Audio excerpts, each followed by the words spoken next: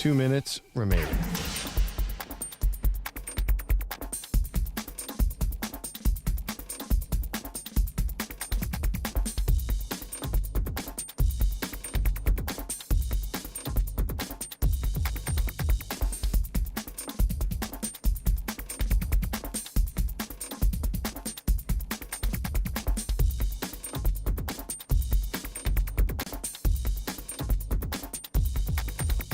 One minute, 30 seconds remaining.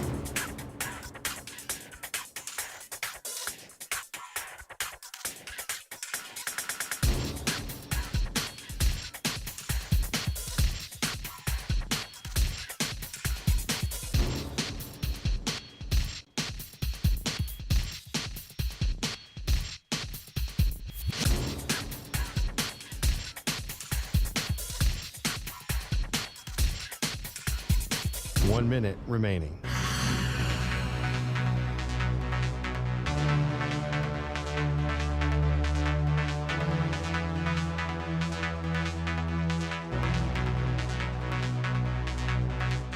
Forty-five seconds remaining.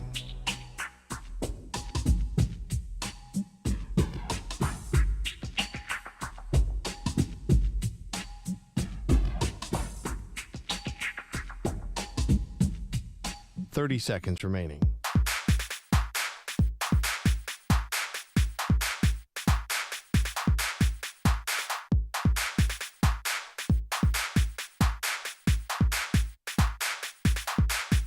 Fifteen seconds.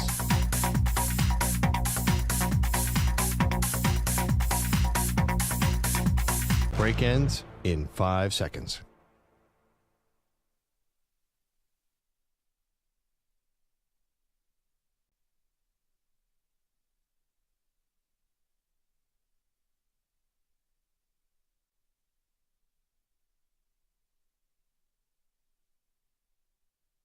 To infinity and beyond. He's live. He's nationwide. This is the Zach Gelb Show.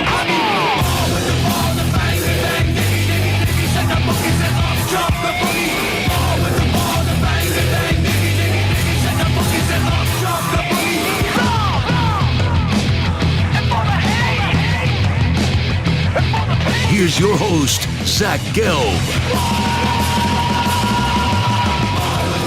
Live from the Play Show, yet not overly ostentatious studios of the Infinity Sports Network here in beautiful New York City, sitting on top of the 10th floor of 345 Hudson Street. Welcome on in to what is a Tuesday edition of the Zach Gelb Show across all of our great local Infinity Sports Network affiliates, Sirius XM, channel 375, the free Odyssey app, and as always, streaming on YouTube. 855-212-4227 is the number to jump on in. That's 855-212-4227. You could always get at me on Instagram, where I'm straight flexing, or via the good old cesspool of Twitter, at Zach Gelb. That's ZACHGELB. A whole lot to do today as we are in the second day of the legal tampering window, which legal tampering could be my two favorite words in sports. I think they are better than Game 7. I think they are better than World Championship. I will say this, too. I think that's also a great misnomer. And what people do that's so cheesy. The best two words in sports, Game 7. Don't get me wrong. I love me some Game 7s. But I'd much rather say World Champion than Game 7. Now, sometimes you have to win a Game 7 in order to become a World Champion. But that's always a little thing that has always annoyed me. Seth Payne's going to stop by coming up at the top of the hour. We'll try to make sense out of what the Houston Texans are doing. Trading away Laramie Tunsil yesterday, but then being aggressive and finding a way to go get C.J. Gardner-Johnson today, which was a trade that did catch me by surprise. But I want to start off in the NFC, and I want to start off with the San Francisco 49ers. Adam Schefter perfectly put out a tweet this morning. The 49ers have traded Deebo Samuel this offseason. They have got rid of, and cutting them, Kyle Juszczyk, Leonard Floyd, Javon Hargrave, and Malik Collins. And then in free agency, they have seen Dre Greenlaw, Charvarius Ward, Talanoa Hufanga, Aaron Banks, Jalen Moore, Elijah Mitchell, and Josh Dobbs all depart the organization. Now, some of those names are big losses. Some of those names are not. But you look at the San Francisco 49ers, they were a team that for the last 4-5 years, we walked into the football season and we said, okay, the 49ers are expected to win the NFC West. The 49ers are expected to go compete for a Super Bowl championship. And we've seen the Niners get to 2 Super Bowls. We've seen the Niners up 10 twice to the Kansas City Chiefs, not be able to secure the Lombardi Trophy and finish the game.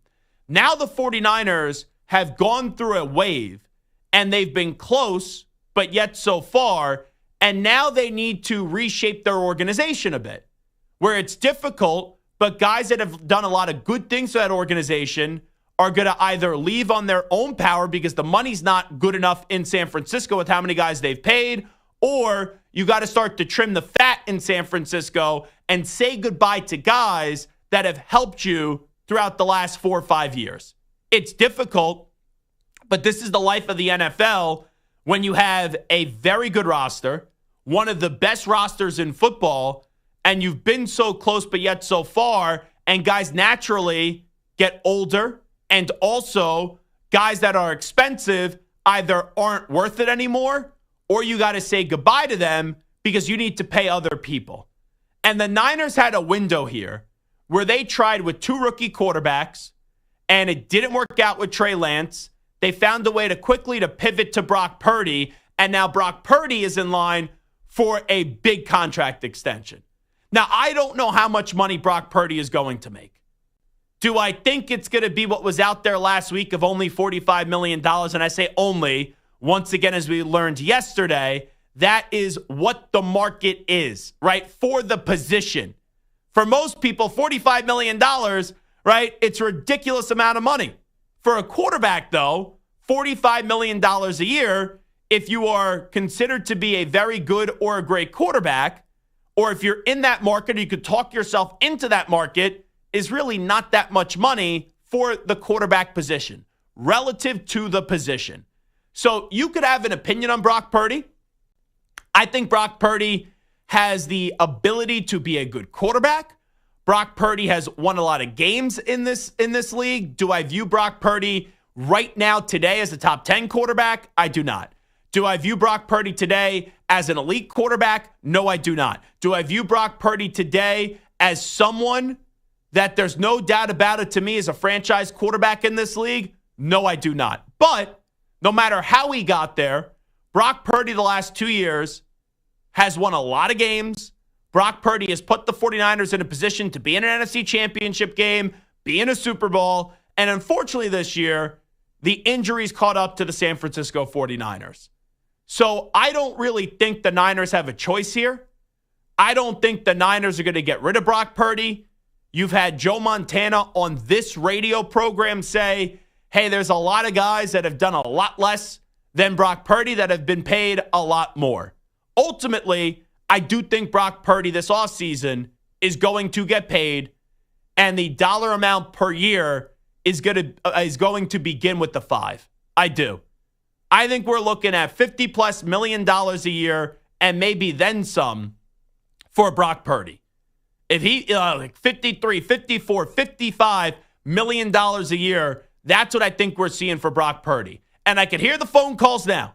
I could read the comments now right in the YouTube chat. Zach, what are you doing, Brock Purdy? He's not worth $53, $55 million a year. I understand the point. I'm not saying I would comfortably give Brock Purdy $53, $54, $55 million a year. I'm just telling you what is going to happen.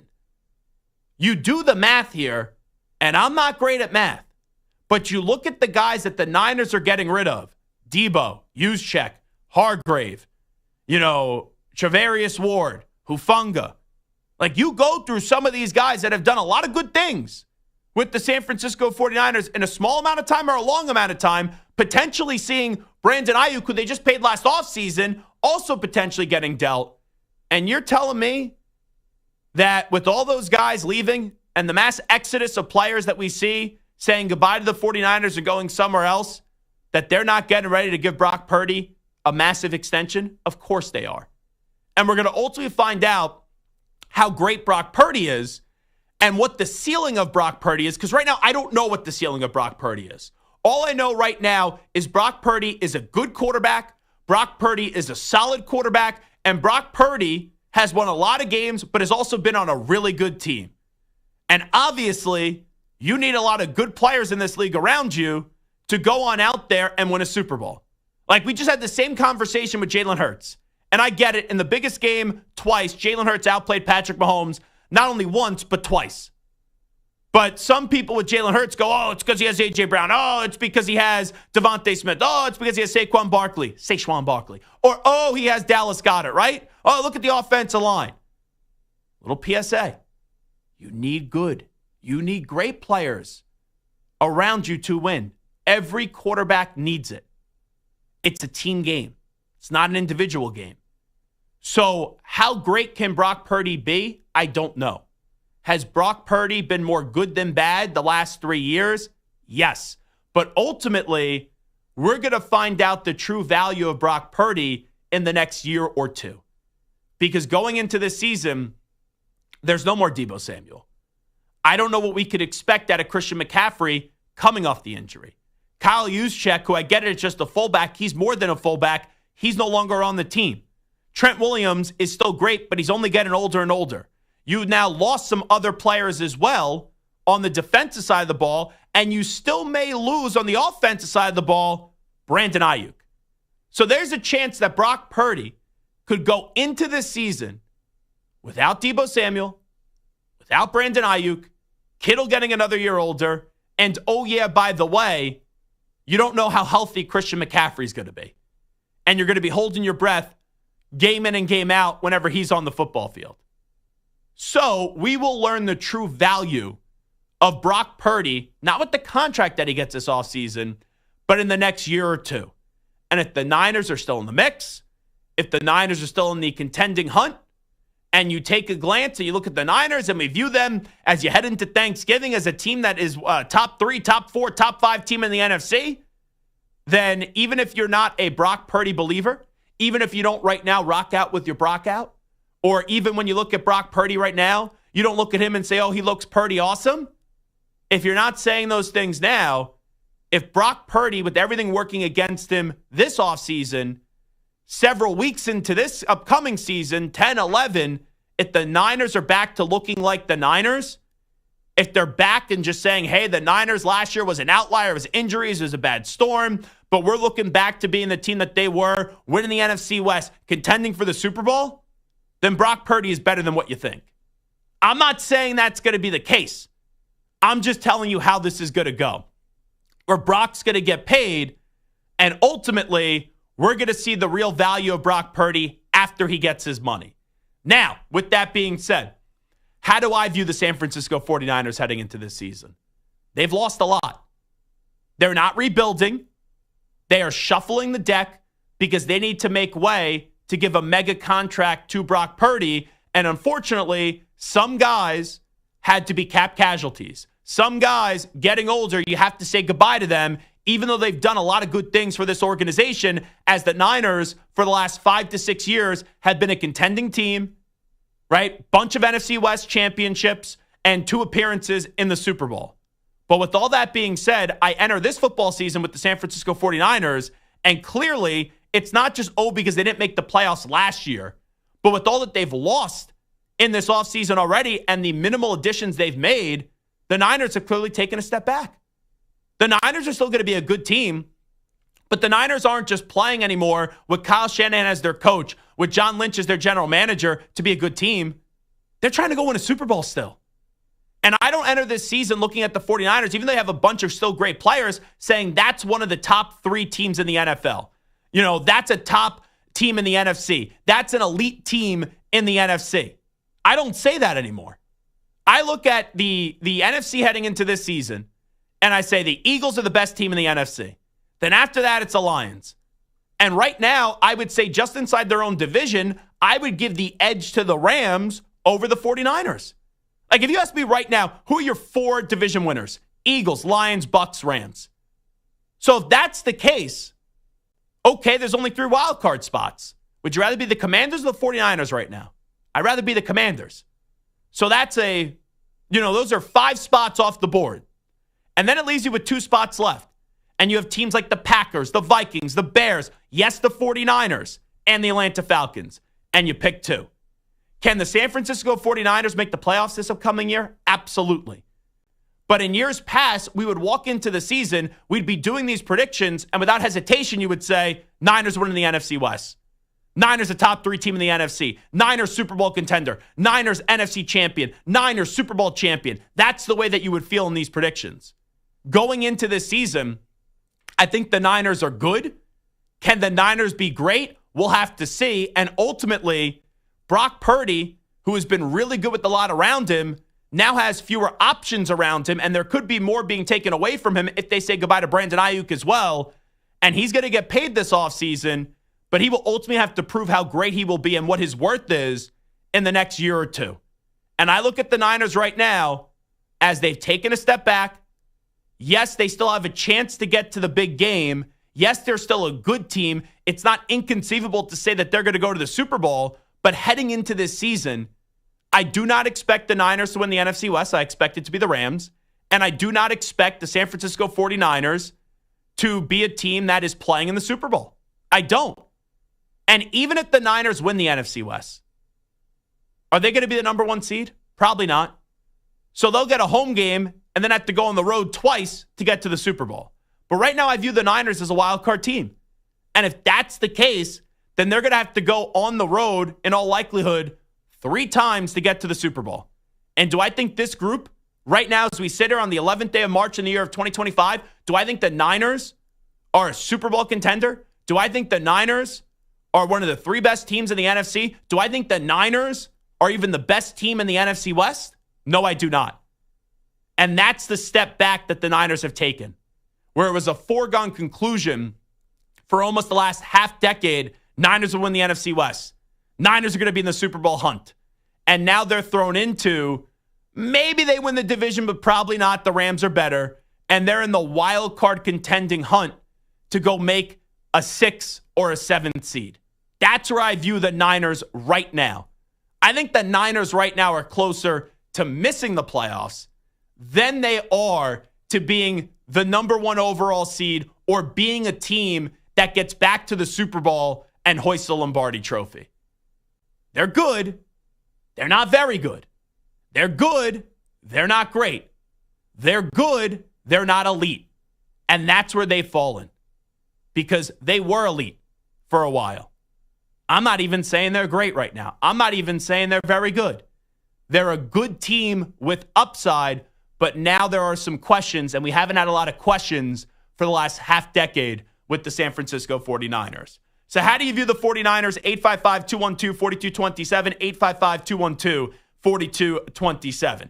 We'll take a break. When we come on back, what Aaron Rodgers to the Steelers has to happen.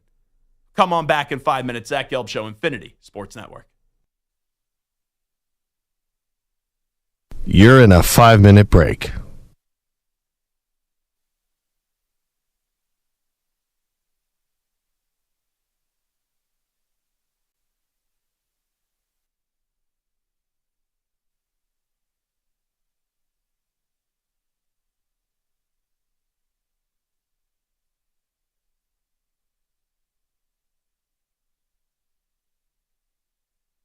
Four minutes, 30 seconds remaining.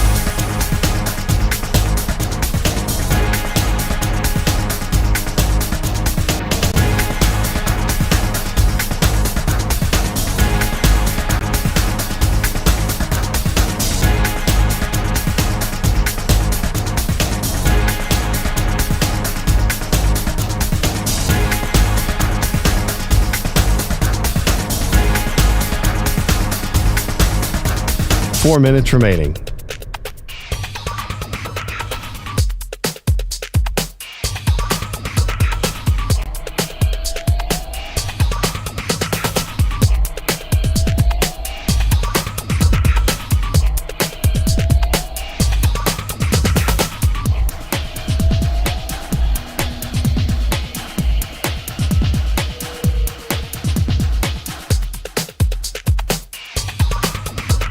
Three minutes, 30 seconds remaining.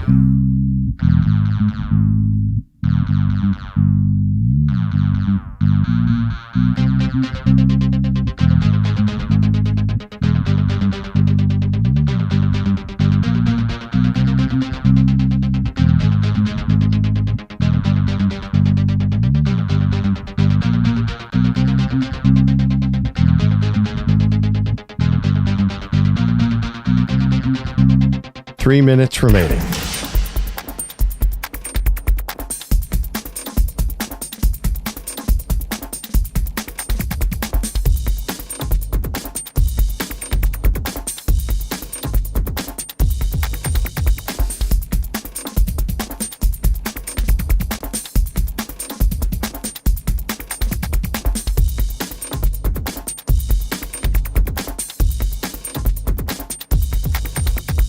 Two minutes, 30 seconds remaining.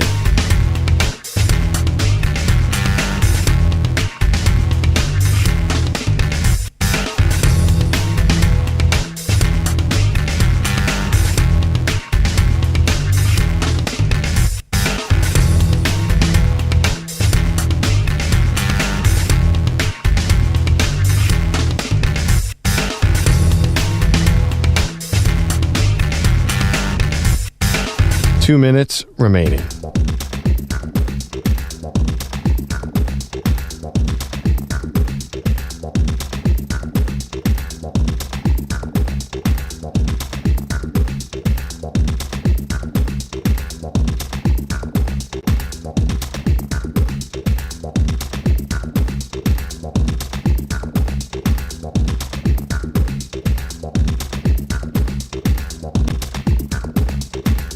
One minute, 30 seconds remaining.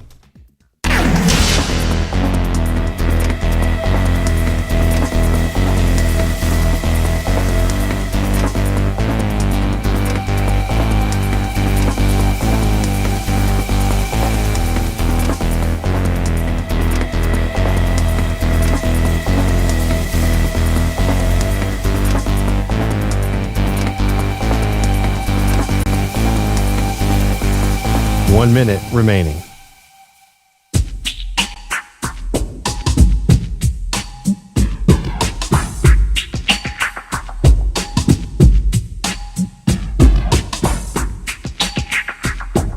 .45 seconds remaining.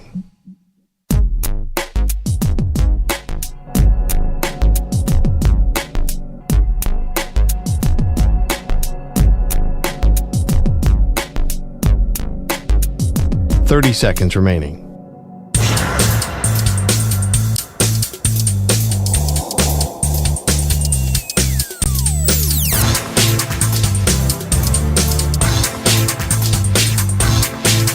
.15 seconds.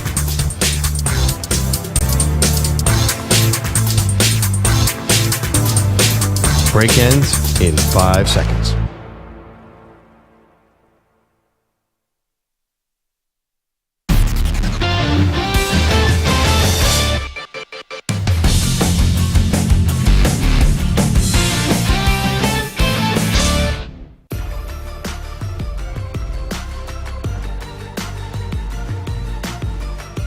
This is the Zach Gelb Show on the Infinity Sports Network. I'll get to Aaron Rodgers in just a second and why he needs to go to the Steelers. But first, I'm going to go around the room here. Puka Nacua, one of my favorite players in the league, is changing his jersey number. He was 17. Stu, what do you think his new number is going to be? If you had to take a guess. 85. Samter? 1. If this was the Price is Right, Samter, come on down, right? Because you have to be low on the Price is Right. You can't go over. Correct, Amundo, in terms of your guess? Correct. $1. Mm-hmm. So, yeah, honestly, unless if he was 0, there's no way that you could have lost. He is changing his number from 17 to 12. I love Puka Nacua. He wore 12 at BYU. 12 to me for Puka Nacua just doesn't seem right. So that's one gripe. Second question. We're not going to get political, but I just have to ask this question. And I'm curious what your answer is. We have official word on this after much speculation. Do you think, Stu, that the Philadelphia Eagles will attend the White House? I have seen this already, so I will bow out of answering the question. Do not answer the question. Yes. Thank you. Samter, do you think the Philadelphia Eagles will attend the White House? I think that they will. Although I think that maybe a few players might choose not to go. But I think that the team will go. Yes or no? Yeah. Okay. Stu? Yes. They will go. The Eagles, according to John Clark, NBC Sports Philadelphia, will be going to the White House on Monday, April 28th to celebrate their Super Bowl championship. I don't know if the whole team's going to go, right? It's not a mandatory event. I always say this about the White House. I don't care who's in office. If I won a Super Bowl, if I won a championship and I had an opportunity to go to the White House, I would still go. That's just me. But if you go, great, enjoy it. If you don't go, I don't think we need to shame you. That's kind of the way, and I know that's very politician answer right there, but that's my kind of answer on that. Okay, I have not told either of you the answer to this question. I have got a verbal commitment from a potential huge guest that could be joining us as soon as next week. I was at the DMV today. I did not run into this person, by the way, at the DMV. But I had to go to the DMV because I needed to do that enhanced license. You could do either the real ID or the enhanced license. And I think by April 7th, you need it to fly and you don't have to bring a passport. So I made the appointment a month ago. I said I'm going to put it in my calendar. I don't have a printer where I live. So yesterday, I left the office and I had to print out a bank statement to prove my address and also a form. And I got to my apartment last night. I watched the reunion of season 3 of The Traitors, which is a great show, by the way. And then I'm sitting there after I made myself dinner last night. What did I have? I made myself a salad with chicken sausage, some onions, and some string beans in it. I wanted to do something healthy. And I'm sitting there, and it's 9 o'clock. And I go, oh, bleep. I forgot to print out the form. I forgot to print out the statement. And I said, I got to go back to the office. Because my appointment's at 10:15 in the morning. And I wanted to go to the gym before the show. So it's only a 10-minute or less subway ride. I got on the subway, got to the office. I may have played a prank last night. I walked into the studio and I said to Hickey, you guys are off the air. I said to him, and I could hear JR, like he's talking. And I go, David just called me. He said I need to come in because you guys aren't on the air. And Hickey frantically was looking around and I go, I'm just kidding. I have to go get my enhanced ID and I forgot to print something out. So anyway, said hello to Hickey, said goodbye to Hickey, printed out my forms, was back on my couch by no later than 10 o'clock for the rest of the evening. So that's what I ended up doing. But I'm in the DMV this morning. And for this new ID, the last time I got an updated photo on my license was the first photo I took. It was for my permit when I was 16. So they make you with this new ID take a new photo, even if you just got a new photo. So they made you wait for 20 minutes. They call you up for the photo. Then they send you back. It's not like once your number's called, you take the photo and then you go get the forms done. So they then make you go sit back down. I'm like, all right, 20 minutes. I already got the photo done pretty good. It ended up taking an hour and 20 minutes. Not the end of the world. But the whole thing was an hour and 20 minutes. So while I'm there, I'm like just on my phone watching, NFL news, tweeting things out. Saw that Daniel Jones ended up signing with the Indianapolis Colts. And I'll give you my reaction on it later. And I said, you know what? I'm going to text a certain individual. And I texted a certain individual because he was in the offseason news cycle. And I said to this individual, hey, good luck in your new destination. I'll leave the destination out because it will give it away. And then that person immediately got back. And I said, by the way, I know we've exchanged some messages. If you'd love to come on my show, would love to get you on. I know this week could be a little bit busy. If you can't do this week, maybe in some of the upcoming weeks. And that person said, absolutely, when everything settles down, we can find a day and time that works. Any idea who this person is? Any idea? I could tell Samter knows who it is because Samter already has a bleep-eating grin. He does. On his face. Samter's very confident. But I don't want Samter to guess right away. Stu, no offense, you look like you have no clue what's going on. Mine would be a total guess. Yeah, take a total guess. Can you throw pick a dart it? at the board. Yeah. Oh, is it? Okay. Was that who you were going to guess, Samter? I was going LeBron James. Oh. I figured you were going to stick it to Shep.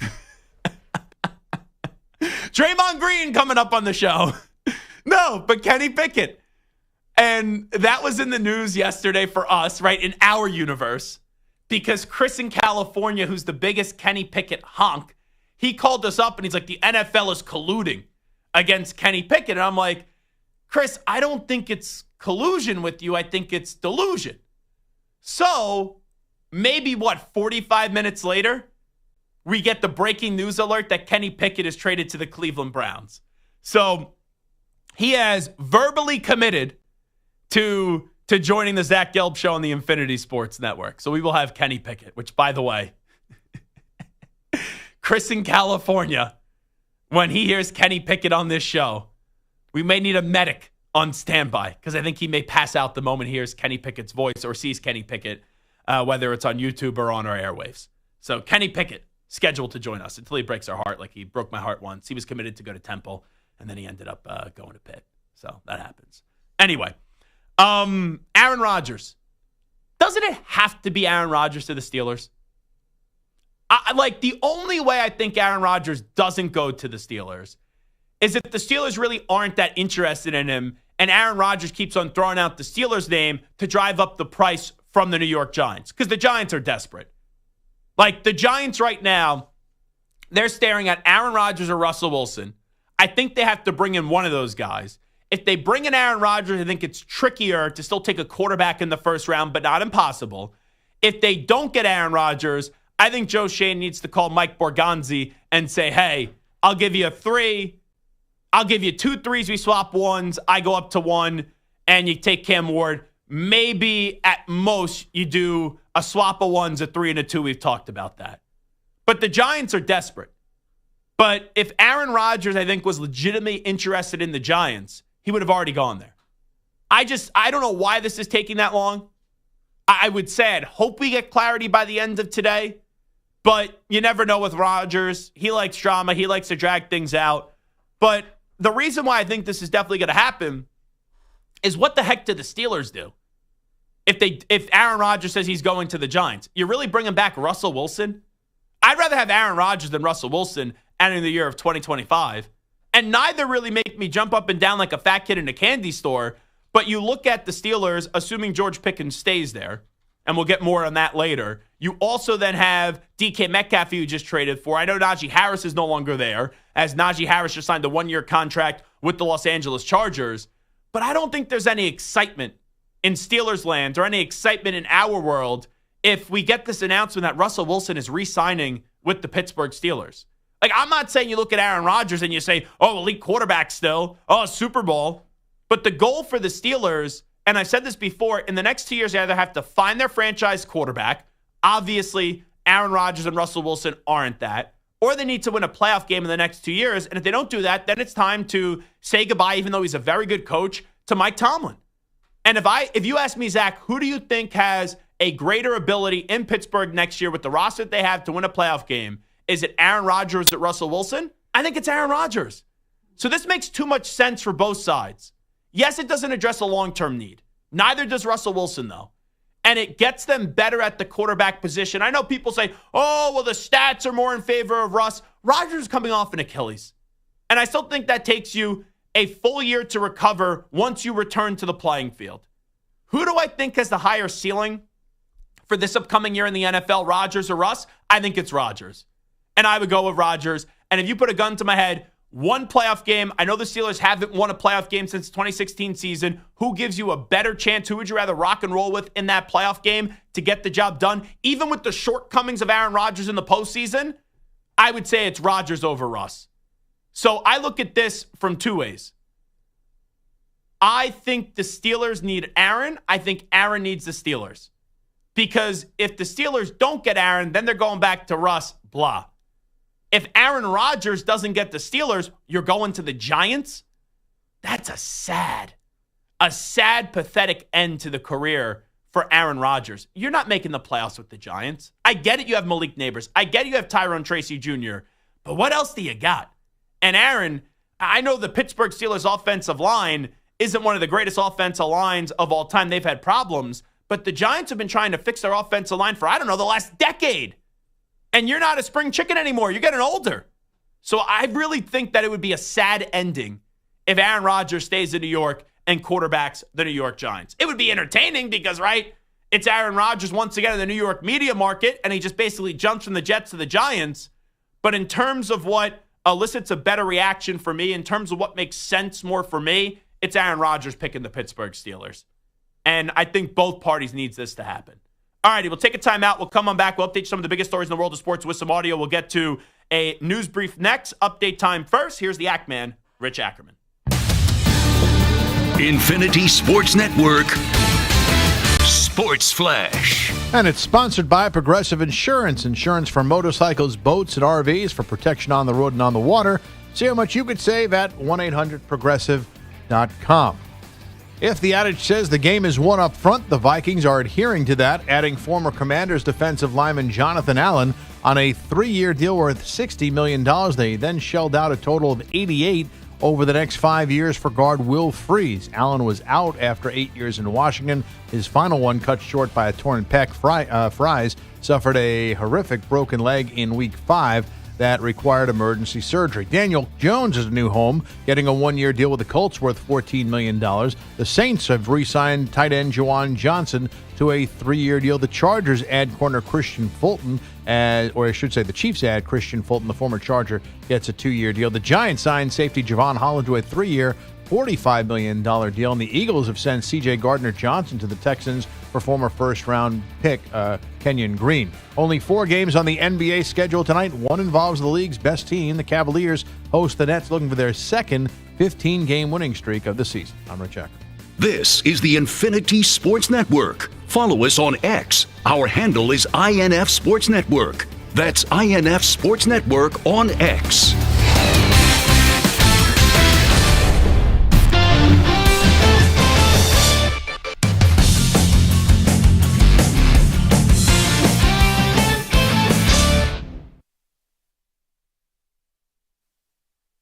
You're in a 5-minute break.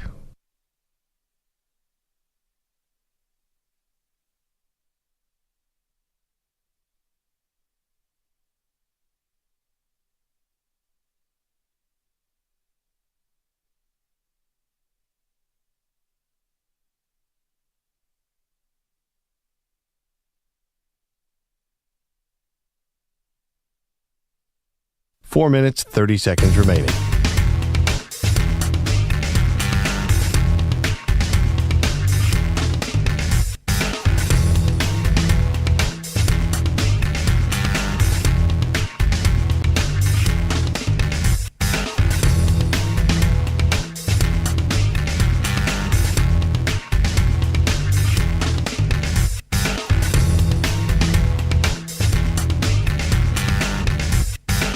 Four minutes remaining.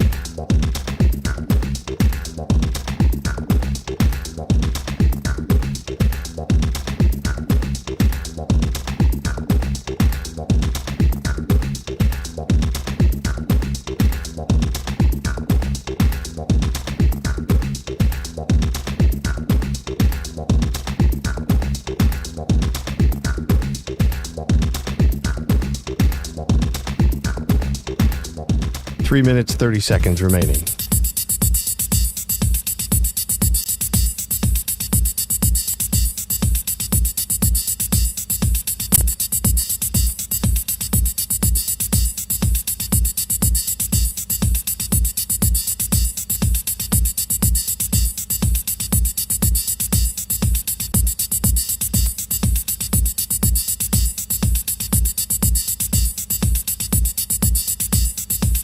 Three minutes remaining.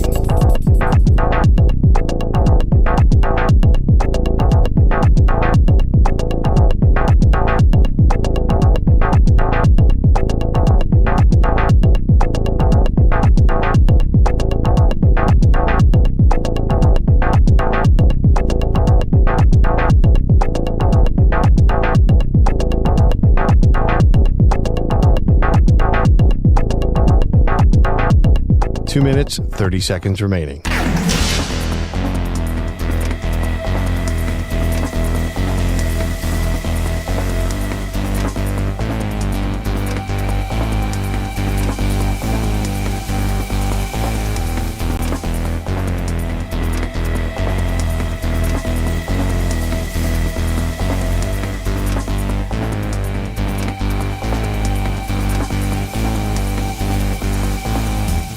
2 minutes remaining.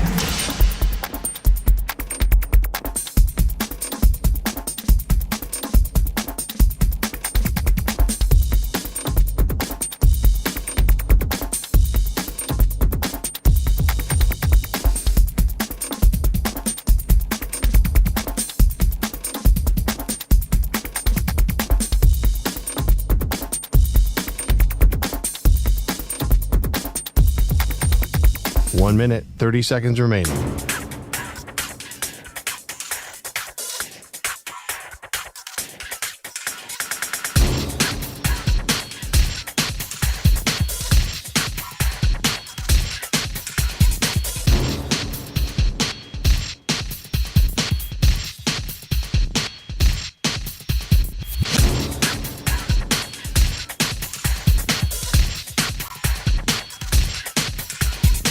One minute remaining.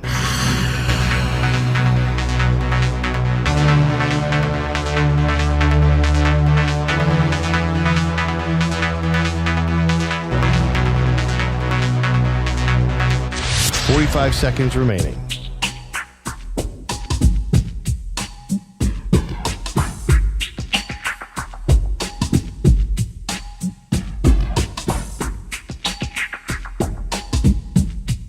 Thirty seconds remaining.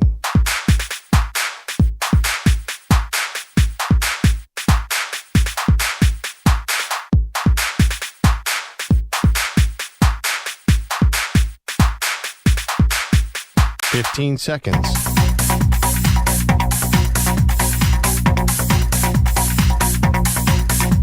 Break ends in 5 seconds.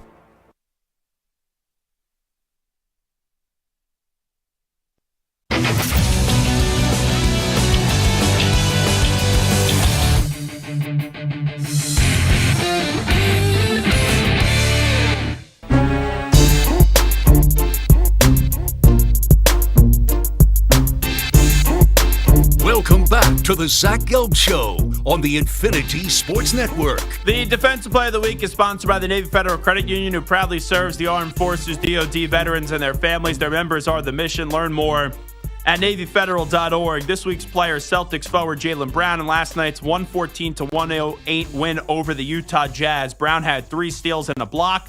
Brown has now had at least 3 steals in 11 different games this season. Our guy, Stuart Kovacs, what was this, a birthday present? Is that what this was, Stu? Yes, this was a birthday present from my birthday back in November. Okay, so you got a birthday present. I was going to say, I know Mike just had a birthday. I said I remember saying happy birthday to you, but I felt like that was a while ago. Yes. Sometimes I'll just say, oh, yeah, I feel like it was a few weeks ago, and I know that could be literally a few weeks ago, or that could be 6 months ago, something like that. So you got a birthday present in November, and it was to go to the Lakers-Nets game. Now, at the time, you're like, all right, LeBron's going to be playing. LeBron obviously out the next 1 to 2 weeks because of a groin injury. All right, it happens. You had no clue you were going to see Luka Doncic, and the Nets are kind of out of the picture anyway. They stink, and they just have a bunch of draft picks in their future, but you don't know where those are going to fall. We'll see what happens with the lottery and the ping pong balls, and then there's a bunch of swaps and things that could happen as well that may or may not go in their favor. So last night, you got a bad performance. You kind of got the bleepy product of the NBA where you could buy tickets. And really, the NBA is the most unsafest league to buy tickets and then expect something. Like, injuries could happen, but you just never know what the effort is going to be and if it's going to be a load management night or not. And it seems like out of all the 4 major sports, the NBA is the regular season product that we care the least about, and the players care the least about as well. So I know that you did not get a great effort from the Lakers last night. You had a maligned Lakers team. What was kind of your impressions being at the Barclays Center last night? Yeah, it's funny. It kind of like you said, I think the tickets like 3 days ago were you had to pay like $350 or so to get in. LeBron, Luka, right? Yeah, and then once LeBron was ruled out, it went down to like $120. So I think Angie got them somewhere in between, like not on that high end, kind of in the middle there. And that's the tough spot because you're with your girlfriend. You're going to have a good time there. Yeah. But there's nothing worse than going to a sports game and just your team just stinks, or Yeah. your team's not at full force, and you know that they're gonna. You probably thought going in they could still win the game. I thought they could win. Yeah. But was there a moment last night where you're like, this is just boring to be at? No, I mean Lakers got off to a good start. They were up by like 10 or 12 in the first quarter, but then it was downhill the whole way. Especially the third quarter was pretty miserable. And were you angry at the game? No, I wasn't. Because that's it's a weird spot to be in. You're there with your longtime girlfriend. She did something nice for you, got you a gift, and you never know how it's going to be portrayed. Where if you're like in a miserable mood and you're sulking Stu and you're angry Stu and you got steam coming out of your head, it's like, I'm just trying to have a good time at the game, do something nice for your birthday, and then it becomes a fight, something like that. Yeah, I think she was kind of shocked how not mad I was, because I was trying to tell her like it's the NBA, it doesn't really matter. She was like elbowing you, saying, "You could yell, Stu. Come on, Stu. Show some emotion. Show some anger." I had two people behind me that were Laker fans they were those typical fans that were complaining about every single call, worst. every The single worst. play. Where's the foul? Where's the foul? It's like, no, Luka just kind of like flopped on a play. You know, there are two moments recently. One was at a sporting event. One was today at the DMV. So, when you go somewhere, you can never control the people around you. So I was at a Ranger Islander game last week, and there's two open seats next to me. So after the first period, my friend and I, right, we are two away from the aisle. So like the two seats before the two aisle seats. So we just said, all right, we'll spread out. The moment we moved over, some guy behind us goes, "Do you mind if we move down there?" And at first I wanted to be like, yeah, I do. Because I wanted to sit on the aisle. Would you take these two seats? But I just didn't, I hesitated for a second. And he goes, "My dad just had a knee replacement." So I'm like, all right, I don't want to be a douche here. I don't want to be a bad guy. So sure, your dad gets in the aisle. The dad was the nicest guy in the world. The son, every single moment, there was something negative coming out of his mouth. And here's the thing. I would understand the frustration if the Rangers are getting blown out. This is one of the rare moments this year where the Rangers are kicking the snot out of the Islanders. And he just wouldn't shut up. And then the guy sitting next to my buddy was just a complete drunk. And he's trying to start a fight with the Islander fan in front of him. And then the Islander fan's girlfriend is turning around. And let's just say she wasn't the classiest. And she's mother bleeping him back. And I just go, I just want to enjoy the game. And then today I'm at the DMV. Guy sits down next to me. You got to have a little etiquette. He's on the phone. And he's just not being mindful of how loud he is. And I know this is the pot calling the kettle black if I'm complaining about how loud somebody is. But he's sitting right next to me, and he's chirping about his business problems over and over and over again. At one point he goes, I want to annoy the people around me. Too late, buddy. You already are annoying everyone around you. It's amazing how people just don't know how to act when they're out in public. Drives me absolutely bonkers. Did you get some good food last night at the game? Ironically, I got a cheesesteak. You got a cheesesteak? It was fine. There's only, in the upper level, the Barclays Center? There's only a few things. There's pizza, cheesesteak. Last time I went to the Barclays Center 2 weeks ago. I got a burger. That was pretty good. I didn't feel like a burger again. Honestly, if it's not for a concert, I don't really like the Barclays Center. I agree. I think for basketball, it's horrible. Absolutely horrible. And it was really bad for hockey when the Islanders were there. I saw a game or two there, and it was this is not built for hockey or basketball. The lighting in the building is weird, where it's made perfectly for a concert. It's very dim in that building. When you're there for basketball or you're there for a hockey game or March Madness, I just don't think it's all that great. So I can't really knock you for your food, but you are going to Philly this weekend, right? Yes, for my buddy's wedding. So there will be... Stu, I'm going to make this abundantly clear. I know.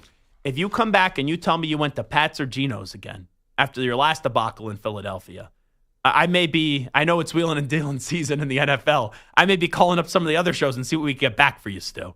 You need to get a proper Philadelphia cheesesteak, okay? That sounds good to me. I will do it, I promise. I don't want to promise this time, but... Are you taking the train or you're driving? We're driving, so this should not be an issue. Oh, well, you said that last time, and it took you 4 hours to get to Philadelphia. I know. All righty, without further ado, and I'm not talking about Freddie Adu, let's update you some of the biggest stories in the world of sports. We get to a news brief right now.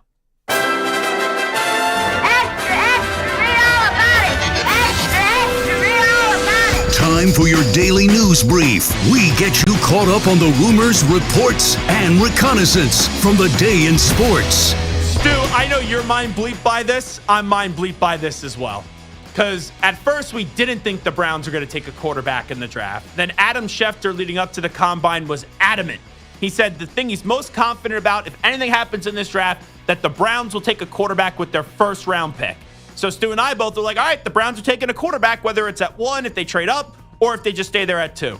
This is Shefty, Adam Schefter on the ESPN yesterday, talking about that statement that he made a few weeks ago. I said I was confident then. Okay. It was early in the process. Okay. I'm not as confident now. Okay, how about here? Interesting. I'm not as confident now. I think Cleveland and the Giants can go either way. Again, the intel, like we know how this works. Yeah, right? of course. Early on in the process, I was pretty confident that Cleveland was taking a quarterback. I am not that confident anymore. Can I just say it? Ah! Like it's driving me nuts. I'm losing my mind here. Now, I don't think the Browns are going to take Abdul Carter anymore because they just gave that big deal to Myles Garrett. So I think it's either going to be quarterback or Travis Hunter for the Cleveland Browns. That's what I think it's going to be. I don't think they're going to trade up to 1. Maybe they can. But I think it's either Shedeur Sanders at 2, assuming Cam Ward goes 1. And I still think Cam Ward, one way or another, whether it's Tennessee or the Giants, is going to go 1. And then it becomes, do you want Shedeur or do you want Travis Hunter? But I'm losing my mind over here with this Schefter stuff. And I love Schefter. He's phenomenal at what he does. He's the creme de la creme NFL insider. Hopefully that doesn't hurt anyone's feelings. And if it does, tough luck. But you tell me you're most confident in it. And now it's, I'm not as confident in it. And I mean this as a compliment, Shefty. Your words have a lot of clout. Your words can mentally bleep with people that follow these mock drafts and make mock drafts. So which one is it? Are they taking a quarterback or are they not? You're confident, now you're uncertain. It's driving me absolutely bonkers. Alrighty, let's go to Ryan Hickey. So this was back at the NFL draft when the Colts drafted Anthony Richardson.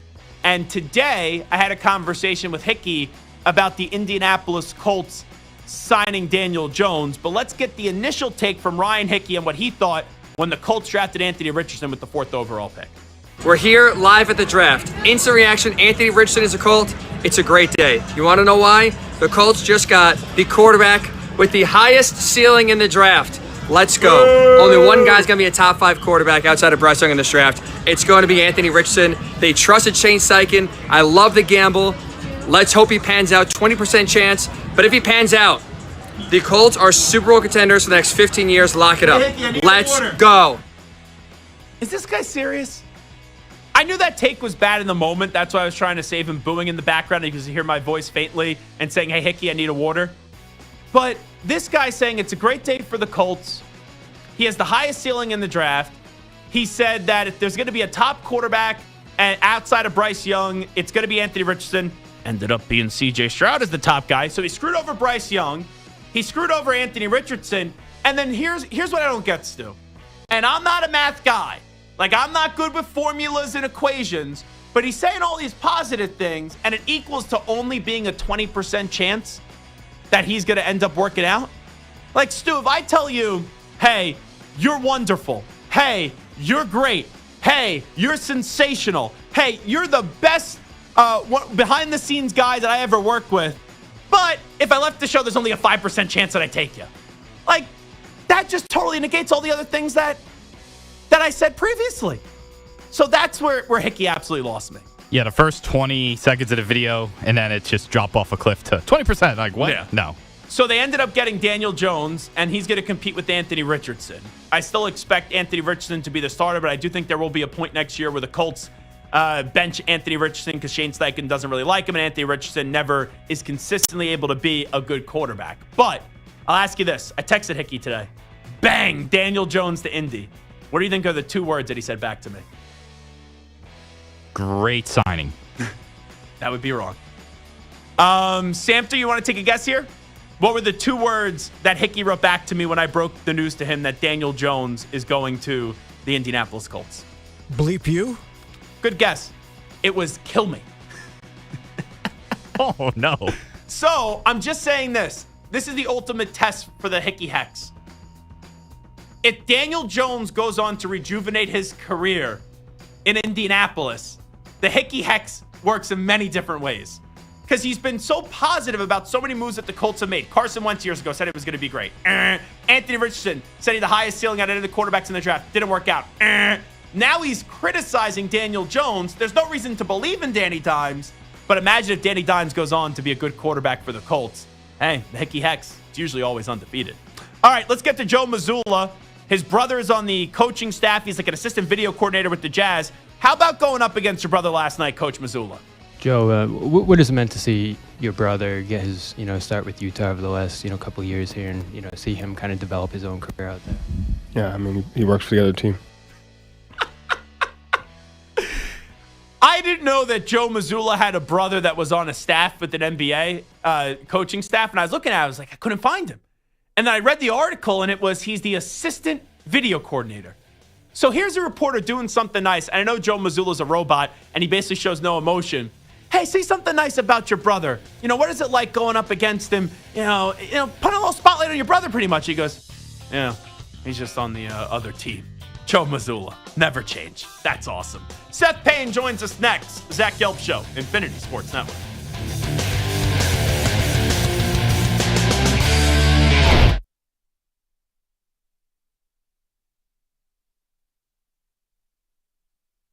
You're in a 5-minute break.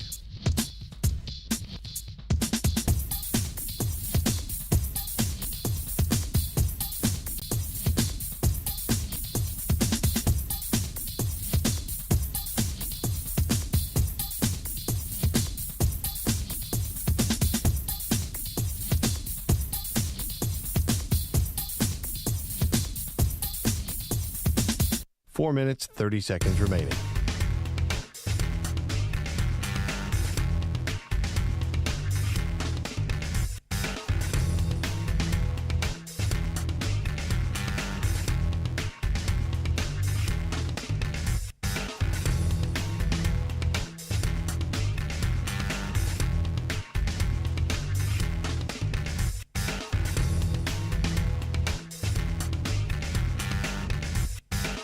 Four minutes remaining.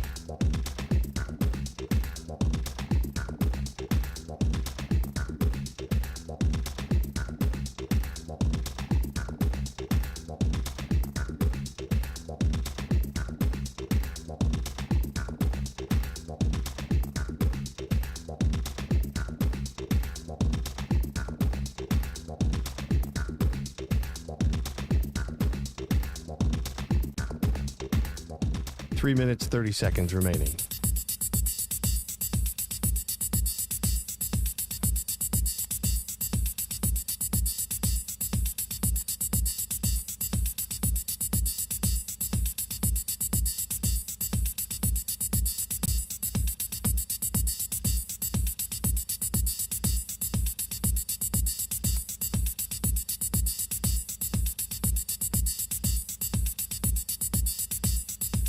Three minutes remaining.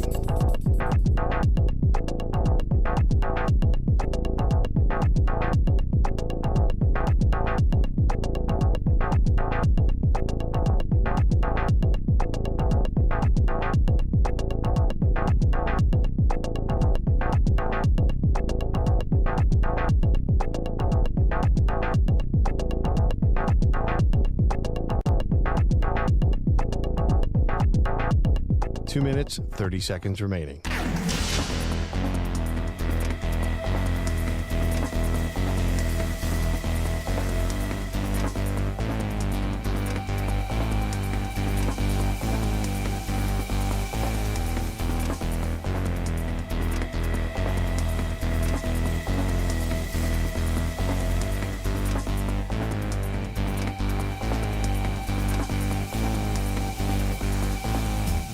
Two minutes remaining.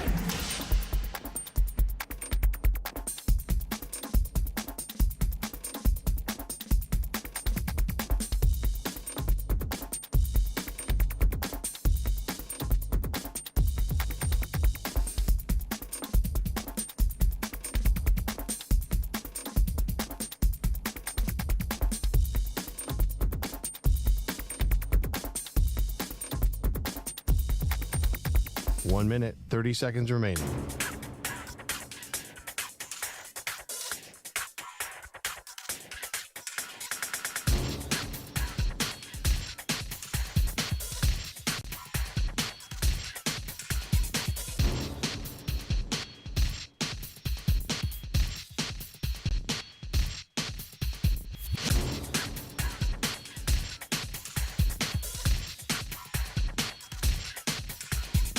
One minute remaining.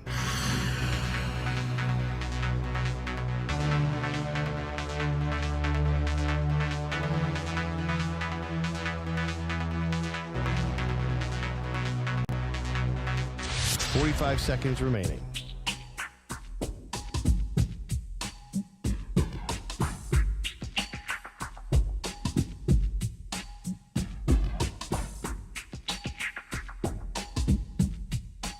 Seconds remaining.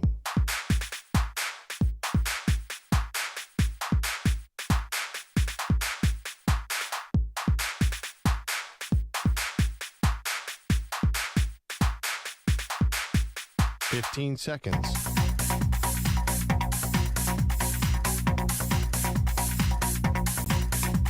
Break ends in 5 seconds.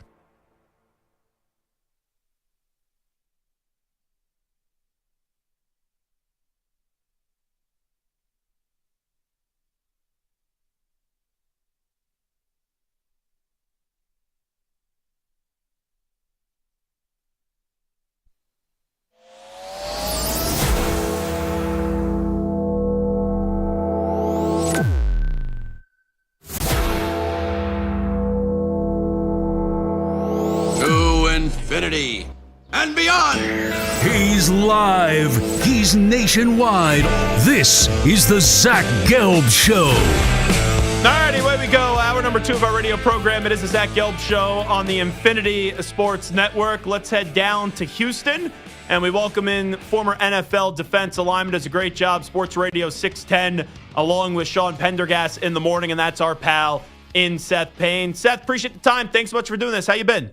I'm good, man. I'm trying to. I don't know how you guys with national shows keep track of all this stuff. I have a hard enough time just keeping track of the Texans and Nick Caserio with all his shenanigans. So I'm more worried about you, Zach. How you doing? Well, I'm doing fantastic. You know, I'm young and I'm not getting up there in age like you. So, you know, it's easy for me. By the way, I thought I missed something, Seth. So, like, I just searched your name before the show, like, just to see like what was on your Twitter feed and stuff. And it goes, Seth Payne named new defensive line coach at some college. Did you know there's a defensive line coach in college by the name of Seth Payne? Oh, yeah. I've been tracking him since college because he was a defensive tackle like myself in college. And I want to say, well, I was still playing in the NFL. And then he got into coaching when he was out. So we've had him on our show a couple times. He's Coach Seth Payne. I'm loud Seth Payne. Yeah. That's how we'll go with that. Well, yesterday we're sitting here doing the show, and we get the breaking news alert that the Texans are trading Laramie Tunsil. That caught me by surprise, but sometimes, right, you do the national show, you don't know everything, all the conversations that are going on in the local market. So when you saw the return and you got the news yesterday that Laramie Tunsil was getting traded from the Texans to the Commanders, what was your first reaction? Okay, this is where I think the city of Houston diverges sharply from the rest of America in this, because amongst myself personally and many people, I would say the majority in the fan base, we're happy about it as long as they got back a good return. And the people that break that stuff down seem to think this is a pretty good return for where Laramie Tunsil is, how much money he's making, where he is at 31 years old, because there's been a culture issue on that entire offense. If you watch the Texans play, anybody that saw them play this year, on any given Sunday, usually the defense is playing like banshees with their hair on fire. They are tough, they're physical, they're all those things. The offense was the exact opposite. They were a soft offense. So, yes, Laramie Tunsil is one of the best pass protectors in the NFL. As an offensive lineman, he's severely lacking when it comes to caring about being a run blocker. So when you talk about, I hear people talk about him being one of the best offensive tackles in the league. He's not even in the same conversation as guys like Penei Sewell or Trent Williams or any of those guys, the all-pro caliber guys. And it's been frustrating for multiple years now because he also tends to be one of the league leaders in penalties. And a lot of people say, okay, who cares about a false start here or there? He had 12. He had 12 false starts, 15 pre-snap penalties, and a couple of actual offensive line penalties, a couple of holds along the way. And it's frustrating. It's frustrating for fans when a really nice reception gets negated by a false start or a drive goes from third and 6 to 3rd and 11. So there's a lot wrapped up into him being one of the highest paid guys on the team when you've got a coach like DeMeco Ryans who really wants players who are kind of a mirror image of himself, just hard, tough football players. They get a lot of unsportsmanlike or unnecessary roughness penalties on defense, and the offense hasn't been like that at all. So on that entire offensive line where it was just replete with disappointing performances by players, people had grown tired of Laramie Tunsil being the guy that some of those younger guys might be trying to emulate. And it's a culture shift, and people get tired of hearing about culture in football because so many coaches really don't know how to establish it. DeMeco knows how to establish it. It's just he's only done it on the defensive side of the ball now. So it was a lot of people in Houston were happy or intrigued or excited to hear the news, but now the real long, hard slog is, okay, this is a bad offensive line last year. How do you go about fixing it? Seth Payne here with us. I'm glad you shared that insight because I watched a lot of the Texans last year. I was really intrigued about where they were going and where they were heading because it was an awesome story. Like that organization, how many times did we have you on, prior to the last 2 years? It was always something negative and just ridiculous with the Houston Texans, and to see how quickly they turned it around just by getting the right quarterback, the right coach, and a superstar pass rusher. I'm like, okay, they had a good season. They won a playoff game. All right, they lose to the Ravens. No shame in that. Now, are they going to be able to take that next step into going from a good team to a contending team? And you're right. Like the Kansas City game, they were good enough defensively to win that game in Arrowhead up against the Chiefs. The offense was just lost. So I ask you this, with the moves that they've made, they got C.J. Gardner-Johnson today on the defensive side of the ball. They get rid of Laramie Tunsil. I know there's still a lot more to do, but where do you think this team is heading after seeing what they've done the last 2 years? I think if you look at the moves the Texans have made in the offseason, first, they fired Bobby Slowick, the offensive coordinator, and now they've cut their starting right guard from the beginning of the season. They've traded Kenyon Green, their first-round pick, and starting left guard early in the season. They've traded away Laramie Tunsil. They think that improvement along the offensive line and then just having a better play caller, hopefully, from their standpoint, and Nick Caley, we don't know. He's never been an offensive coordinator before. That's a big part of it. And then I think, there's two sides to the Laramie Tunsil thing. I think there's a lot of pent-up emotion in Houston about Laramie Tunsil. So there's kind of the visceral side, but strictly from the dollars and cents, he was making a lot of money. You get a bunch of cap savings in trading him. And the Texans' offensive line was so bad last year that they're in a position where signing a guy like Laken Tomlinson, an offensive guard, for 1 year, $4 million, he's an immediate upgrade, even as just a blue-collar, stable starter. I think it's one of those things where if you do well in the draft, maybe you take an offensive lineman in the first round. If you sign a couple of just solid blue-collar offensive linemen, and then if you get an offensive coordinator who was a tight ends coach for most of his NFL career, is very much involved in the nuts and bolts of the run game and in pass protection, all those things that Bobby Slowick wasn't. They're hoping that they just get fundamentally more sound because there are a lot of things going on in the offensive line that were guys not playing up to their talent level and in doing so with really poor fundamentals. So it's nothing exciting. It's nothing glitzy, but it's really just playing cleaner football, executing better. And then you have the guys like Nico Collins.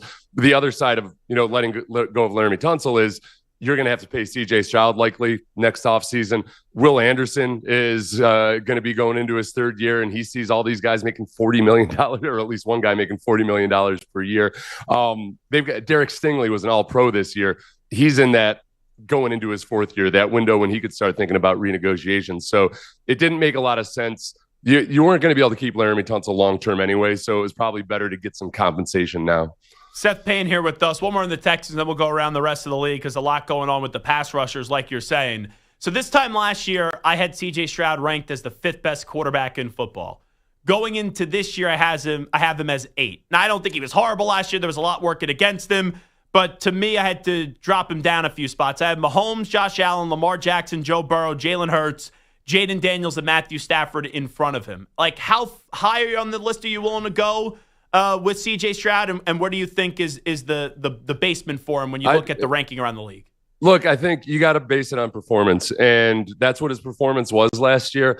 When you watch him play, he's still doing some really impressive things. But to put it in context, Pat Mahomes had one of the worst games of his career in the Super Bowl. He was getting pressured 36% of the time, I believe was the number. On the average for the entire season, CJ Stroud was getting pressured 39% of the time. So it's just really hard for a young quarterback to play awesome football in those circumstances. You don't make excuses for him. He certainly could have done certain things better, but there is an element of just simply getting better pass protection. And then the other side of it, like with Laramie Tunsil, who didn't ever seem all that interested in run blocking. They were a horrendous rushing football team. They were bailed out a little bit because Joe Mixon was so good. But even in Joe Mixon's good games, like they'd have games where Joe Mixon had 125 yards rushing and they didn't run the ball well because on half of his carries, he was getting hit in the backfield. But then he'd have a few nice big runs, but the blocking just wasn't there. So establishing a run game, and not in the old school manner, just having a competent run game. It's fine if you're going to be a pass heavy team, but you have to at least have a competent run game. They did not have a competent run game, and getting him some protection. I think I'm not down on CJ Stroud at all. I think ultimately this last year was a good year for him in terms of learning. The only criticism I have of CJ Stroud, I like him a lot. I think he's going to be a very good quarterback in this league for a long time.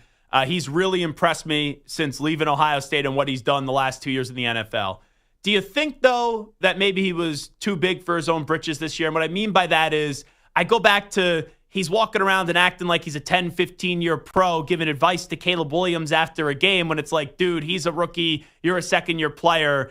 Did that at all come on up in the Houston radio scene this year? Oh, yeah. And he brought it up. To his credit, he brought it up at the end of the season. Somebody, I think Big Sarge here in Houston, asked him about if he learned what it took to be a franchise quarterback or to be that guy to lead an NFL offense. And he just said, to paraphrase him, yeah, I thought I knew, but I didn't know. And I try not to be a grumpy old man, as you so, politely pointed out earlier. I try not to be a grumpy old man about guys going on podcasts and everything. Yeah. But so, guys are going to be out there. They're going to be on social media. I do think that he saw firsthand after a very promising rookie season, the word of warning that I and others locally were giving going into last year was, hey, you guys had a promising year last year offensively in 2023. But you weren't a good offense. You've still got to get to that level. And, CJ, to his credit, brought it up on his own at the end of the season that he learned a lot of lessons about, it's not as easy as it felt like it might have been the first year. I think talking to your co-host, as Seth Payne was with us, I think Sean joined us in the summer, and he's like, hey, the reviews of Stephon Diggs were glowing. He seems to be a lot better teammate than what the perception was. Everyone keeps on talking about him. Unfortunately, he gets hurt and it doesn't work out. They make the move for Christian Kirk. I know Tank Dell's unfortunately coming off an injury. You got Nico Collins, so I'm assuming Stephon Diggs will not be returning to Houston. But do you think he still has good football left in him? I do think he does have good football left in him, and he played well. The numbers don't reflect an awesome season, but he was under some of the same constraints, and I think especially maybe with Bobby Sloak as the offensive coordinator, he didn't really exploit everything underneath and in the quick game the way he could have, as much cover two as they were seeing. But as far as being a teammate and a leader, he 100% embraced that role. He was on a 1-year contract, and his track record now in the NFL is at Minnesota, at Buffalo, and in Houston. Nobody's got any issues with him his first year or two.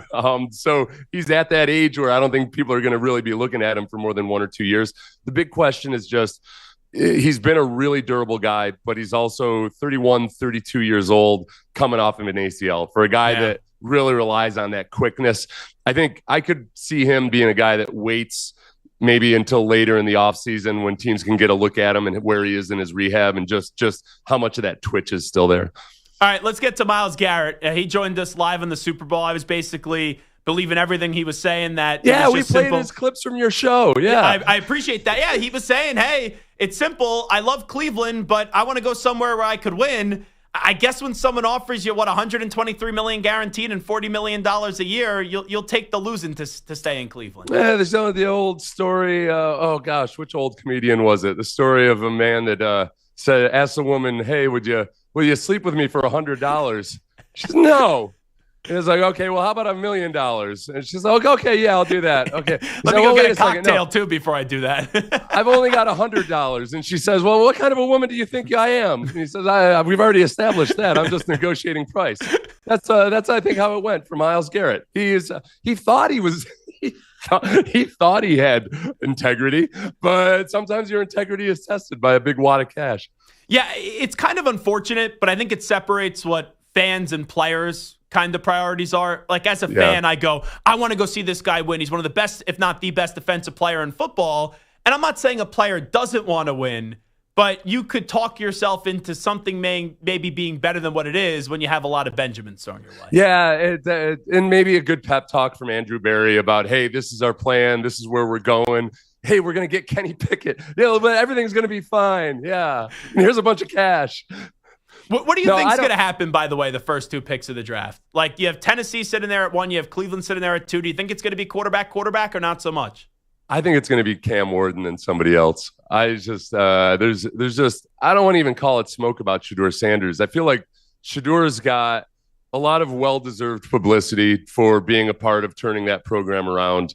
But when you look at him, as objectively as possible, he's not that, when the comps are Teddy Bridgewater, Geno Smith, and then you also do have a personality that whether you love it or hate it, it's going to rub some teams the wrong way. But he also just physically isn't built the way you want a guy that's going to go in the top 3 picks of the draft. I have a hard time seeing anybody trade up to get Shedeur Sanders. So I agree that Cam Ward's going to go 1. 2, I think it's either going to be Shedeur or I think it's going to be Travis Hunter. Because if Cleveland stays at 2, and let's say even if the Giants move up to 1 or Tennessee keeps the pick, I think one way or another it's going to be Cam Ward. I would say the best player in the draft is Abdul Carter, but after the Browns just gave Myles Garrett that much money and you have him locked up there, I kind of think it takes Abdul Carter out of the running in Cleveland, I would imagine. Yeah, and I guess if I missed any, I was out on a walk for a couple hours. Did I miss any news about Aaron Rodgers? No, not yet. Yeah, I mean, at the one point, the rumor floating around was that Aaron Rodgers' second choice or the second most likely scenario was the Tennessee Titans. Because he has a house in Nashville or something. Oh, is that what the link was? Yeah, okay. So I just remember this from the last time Rodgers was available. People floated out Tennessee because he has a house in Nashville, I gather. Yeah, I just and I always get nervous talking about Aaron Rodgers with rumors like this because from 1 hour to the next, it's, "Oh no, you idiot! Haven't you heard he's going to the Steelers?" Like, all right, yeah. So was Brandon Ayuk, and that was it doesn't always work out that way. But in this case, I do think Rodgers is going to the Steelers, by the way. Yeah. I think it makes too much sense for both parties. Like, what you're going to really bring back Russell Wilson, and then for Rodgers, if it's not the Steelers, where are you going to go? Tennessee or the Giants to end your career? That's just sad. Right. I think from however much of a football fan he is or just a student of the game and looking at what's your realistic scenario for going to a team that's going to be competitive? And the Steelers are always competitive at the very least. And when I talk to veteran players about this, and I remember talking to JJ Watt about this when he was looking around, and he's at the end of his career, that, ring chasing, it's a dicey scenario. Unless you're talking about 1 or 2 teams in the league at any given point, it's kind of tricky about, okay, yeah, who's really got the best opportunity of winning a Super Bowl, but who's got the best chance of giving him a non-Jets-like experience? I think it's the Pittsburgh Steelers. Well, let me ask you this then, because I said this the other day. TJ Watt, right, is looking for a new deal. I think he wants to stay in Pittsburgh. The Steelers haven't won a playoff game since 2016. We all know the Steelers are a good organization, but they're far away from what they used to be. If you were in TJ Watt's shoes, I know you say ring chasing is a little bit tricky, but would you try to put yourself in position to go elsewhere and go somewhere where you could win a ring? Oh, boy, that's such a personal decision. And the one thing I'd say about that, if I try to put myself in the shoes of a guy that's been on the same team for a long time, and when it's a team like the Steelers, where I don't know if he wants to live in Pittsburgh when he's done or not, it's just a different attachment that those fans have to their players. And a franchise like that with the storied history of the Steelers, there's something special about being on a team like that for pretty much your entire career. Maybe it goes off somewhere else at the end of it. But it's really hard to be a winning football team every single year. Yeah. And we've seen there's lots of teams that can do it for a year or two. It's hard to be a winning team every single year.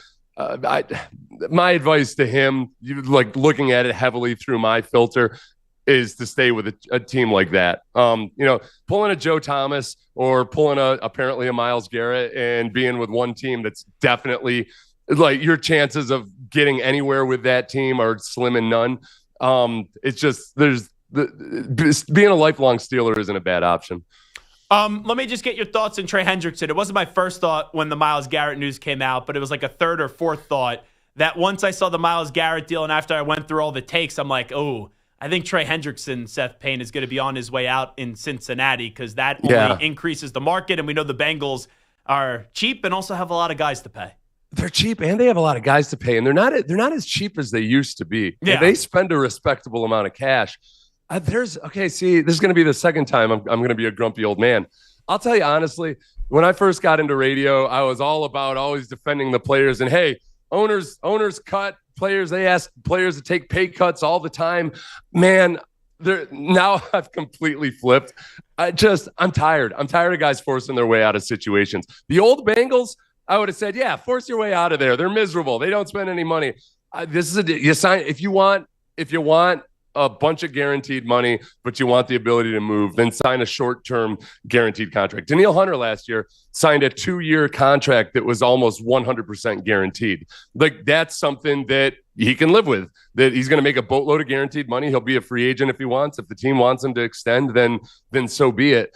But I'm kind of tired of basketball and football just increasingly moving towards the trend of, if you're a good enough player, you're basically a perennial free agent. If you also don't mind being a pain in the ass. And Hendrickson's a heck of a player, but I think there's going to be more of a market for him now because Myles Garrett is off the board. Like all those teams that were in for Myles Garrett, I know some probably get eliminated after the start of free agency, but the 2 or 3 leftover teams, they got to be calling for Trey. Well, I'll tell you, and again, I'll go back to baseball versus football. You know what baseball players very rarely do is agitate to get out of a deal. And the players do a great job, I think, as a union of saying, hey, we've got guaranteed contracts. Mm-hmm. It's not in the CBA. That's just by precedent. But owners got to feel comfortable that if they give you that money, they've got your services. And in football, it's a different timeline because of the injury factor. But if you want to be able to move, then sign a 1 or 2 year deal. And that's like, I really don't have any sympathy for Trey Hendrickson. They're like, oh, you took a boatload of cash when you had the opportunity, but now you've played really, really well. So now I got to get out of here. Just sign a shorter term deal. It's as simple as that. Owners are very willing, or GMs are very willing to give guaranteed money or a big chunk of guaranteed money if it's on a short-term contract. If you take that bag up front, then that's the decision you made. I will let Seth Payne get off his lawn in just a second, and I'll let you run. But before I let you go, Indianapolis, the whole Daniel Jones situation, there's going to be a competition with Anthony Richardson. Yeah. I think this is what I said earlier. Richardson will win the job, but inevitably he'll get benched at some point in the season. Playing against Anthony Richardson is terrifying because on any given Sunday, he can destroy you with some brilliant throws or with his legs. And the Texans, the first Colts game this year versus Anthony Richardson was way closer than it should have been, partly because Anthony Richardson made some big plays, but also the Texans partly won because Anthony Richardson airmailed a wide open receiver. I mean, he's less than 50% completion percentage in his career. It's bad how wildly erratic he is. And every now and then, because nobody watches the AFC South, you'll see an incredible throw and people will say, oh, I thought Anthony Richardson wasn't accurate. He's not. He's not. He's you know what he is? He's a social media quarterback. Like there's one or two clips that you see and you go, wow, this is awesome. And then you watch the full 60 minutes and it's just not there. Or he'll have a monster game in week 2. And then you see crappy quarterback play week 3, week 4, week 5. And then it's back to being good in week 6. There's no consistency. And I'll tell you another thing. When it comes to the maturity side of things, I 100% believe Chris Ballard, the GM, when he says that he wants Anthony Richardson to have a genuine competition. And it's kind of a testament that I do think Daniel Jones is a genuine competition for him. When he tapped out of that game, I know a lot of people wondered, hey, why is that a big deal? Because, defensive linemen do it all the time. I used to do it back in the day. And all I could say is, for one, it's the nature of the position that you are the leader of the offense. Two, it's not as physically taxing. He had run to get to the line of scrimmage on the game that the play that he tapped out of. But three, it wasn't just him tapping out of the game. It was 3rd and goal in a game in which they were trailing in the third quarter. I mean, it was about the worst time for a quarterback to tap out of a game. And it just shows you how detached he is from really understanding exactly how you're supposed to go about your business as a young quarterback. I mean, and his teammates didn't back him up at all. The veteran players on that team basically said, yeah, he needs to grow up a little bit. So he does need to have genuine competition. But I think he might, maybe by pressure of the owner, win the competition. But it's gonna be fun to watch, except twice a year next year when the Texans are playing the Colts. He is Seth Payne. Make sure you listen to him on the free Odyssey app, 610 Sports in Houston, along with Sean Pendergast in the mornings. Seth, we appreciate it. Thank you. Hey, I'm gonna go. Just I don't know, have some prune juice or something. Yeah, whatever old people do. That annoyed him in the beginning, I could tell. There he is, Seth Payne, joining us on the show. The way that I said it, I didn't mean it that way. But I think he took a little offense to that, but it's all good with Seth Payne. He's a big, sensitive defensive lineman. We know those guys work. When I see him in person next time, we'll get him a cocktail. He'll be fine. All righty, we're coming on back. It is the Zach Gelb Show. You're in a 5-minute break.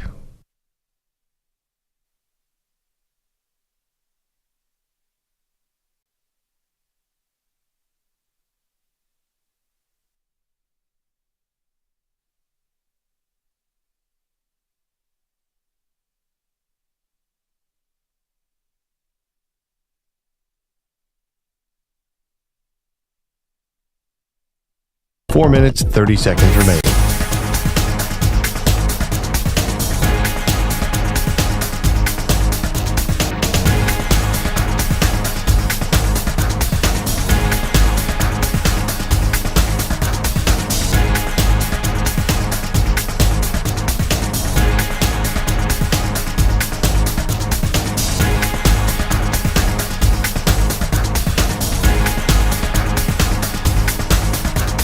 Four minutes remaining.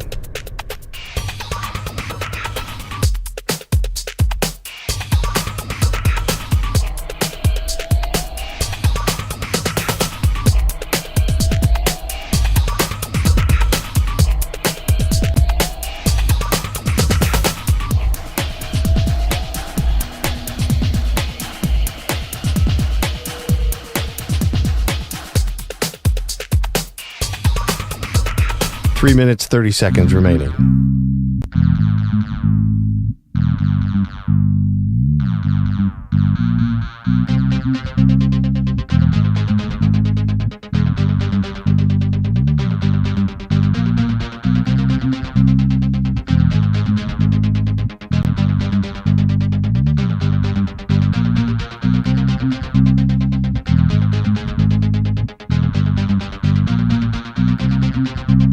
Three minutes remaining.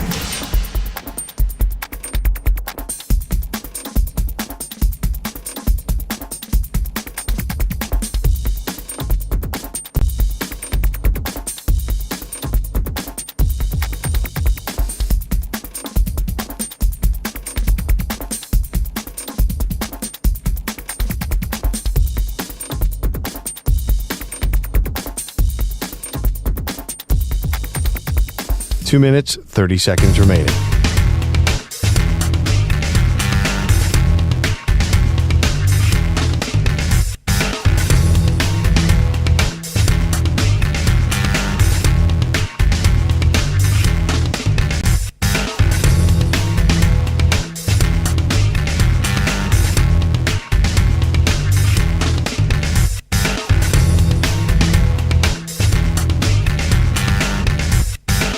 Two minutes remaining.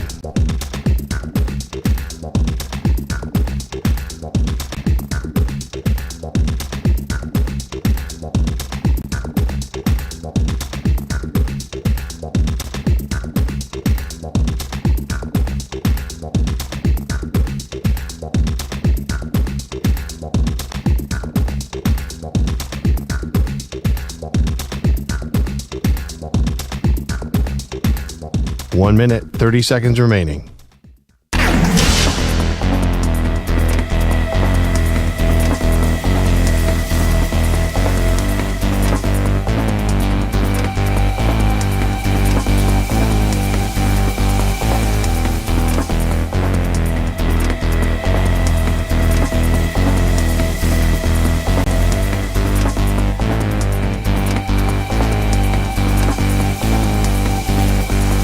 One minute remaining.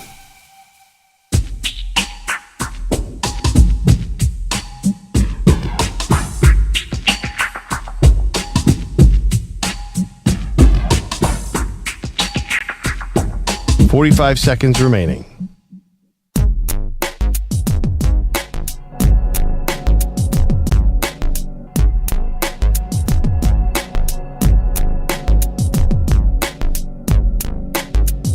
"30 seconds remaining.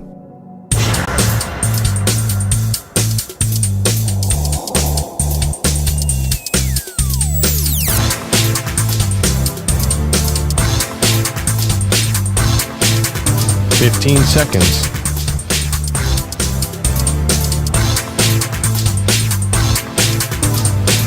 Break ends in 5 seconds.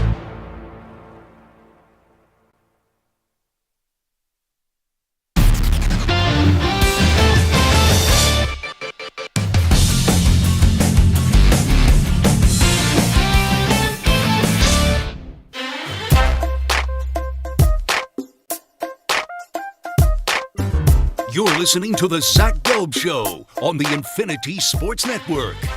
The latest from Adam Schefter. Wow, Stu, I really got your attention there.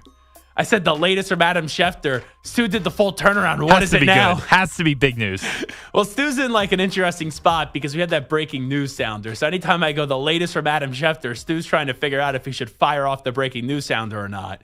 Not needed here. But this is from Andrew Filipponi, who I guess is listening to Adam Schefter as Pony does his afternoon radio program in Pittsburgh. Schefter said, quote, "The Steelers are waiting on an answer from Aaron Rodgers. Russell Wilson is waiting on an answer from Aaron Rodgers."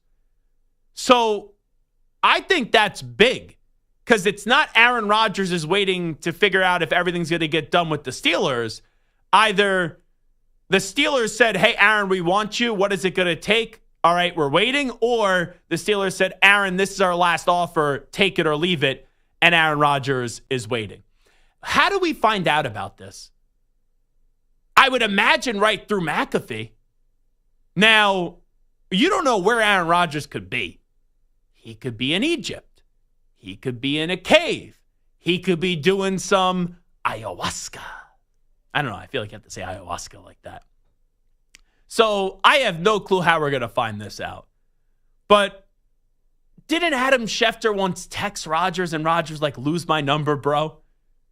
Or he was like, "Nice try." And there was something with Diana Rossini as well. So can the Steelers get the news from Rodgers and then can the Steelers be the ones that leak it out to a Schefter or a Rossini or a Pelissero or a Rappaport or a Glazer? Yeah, obviously. But Aaron Rodgers, he's a drama queen. He's a drama whore. That's what he is. So can I see Aaron Rodgers making this go another day? Sigh. Yes, I do. And I think that there's like this is so simple at this point. He should be a Steeler. But Russell Wilson sitting there saying, "All right, well, the only chance I have to go back to Pittsburgh is if Aaron Rodgers doesn't go there. If not, I think then Joe Schoen already has a deal done to get Russell Wilson to the New York Giants." But then we read yesterday that Tennessee's been interested in Russell Wilson as well. So who the heck knows? But that's where I'm at right now. I know we talked a lot about Daniel Jones going to the Indianapolis Colts, and I've said, hey, I think Anthony Richardson will be the starter at the beginning of the season, but inevitably he'll get benched. And I'm not anticipating Daniel Jones to do much with the Indianapolis Colts. But with all that being said, there's another layer to this story. So Sam Darnold is now the Seahawks starting quarterback. Daniel Jones, it was thought he was going to be brought back to either start the first few weeks of the season or to be the backup to JJ McCarthy. Now Daniel Jones, who the Vikings tried to keep, he said, I don't really think I'm going to start that much, or I have a good chance to start that much in Minnesota. So I'm going to go to Indianapolis, where they don't love their current quarterback, and Chris Ballard and Shane Steichen have already showed that by benching him after he tapped himself out of that game, and then he ended up coming on back. So I think it's obvious now. I think it's always been obvious through this offseason. And really after Sam Darnold crapped the bed up against the Lions and then followed it up with another puke performance up against the Rams. And yeah, Sam Darnold had a very nice season this year. But how it ended, you were almost having to make the case all throughout the season why they should delay the start of the JJ McCarthy era. And finally, when there was momentum after that Packers game, then Sam crapped the bed once again up against the Lions, and then continuing that into the postseason, and he fell right off the cliff, right off the top of the mountain when he had that dreadful performance up against the Rams. So it was always obvious to me that JJ McCarthy was going to be the guy for 2025 in Minnesota, but now there's no doubts about it. Because maybe, he wouldn't be ready for the start of the season, which I never got. I've read that he may not be ready for the start of training camp, but not the start of the season. And were they really going to start Daniel Jones week 1? I never saw that. But all those options that were there, Jones, Darnold, they're now out the building. Jones in Indianapolis, Darnold in Seattle. So we could officially start, as long as he's healthy, the JJ McCarthy era in Minnesota. And here's what I'll say. Is JJ McCarthy a great quarterback when I look at him? No. Was JJ McCarthy a game manager at Michigan? Yes. Was JJ McCarthy also a national champion? Was JJ McCarthy also 27-1 as a quarterback? Yes and yes. And also, JJ did what it took to win the most amount of games possible, which was use the big offensive line and the 1-2 running back punch of Blake Corum and Donovan Edwards.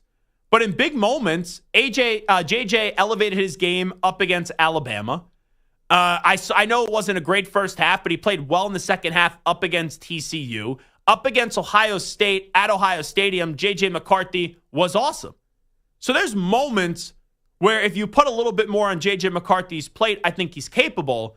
But I also love how we contradict ourselves too. Because how much are we told it's all about fit for quarterbacks? And no one mentions this point with JJ McCarthy. I feel like I'm just screaming and no one's listening in terms of this point with JJ McCarthy. Everyone's ready to say, when a quarterback doesn't work out, it wasn't a good fit. Well, aren't the Vikings, out of all the quarterbacks that were drafted last year, if you look at it, Caleb Williams to Chicago, Jaden Daniels to the Commanders, Drake May to the Patriots, Michael Penix Jr. to the Falcons, Bo Nix to Denver, and then JJ McCarthy to the Vikings. If you asked any of those 6 quarterbacks, where would you want to be drafted to?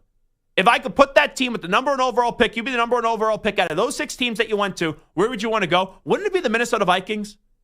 You have Kevin O'Connell as the coach. Very good coach in this league. Just won Coach of the Year. You have Justin Jefferson, the best wide receiver in the NFL. Your second wide receiver is Jordan Addison. He's very good.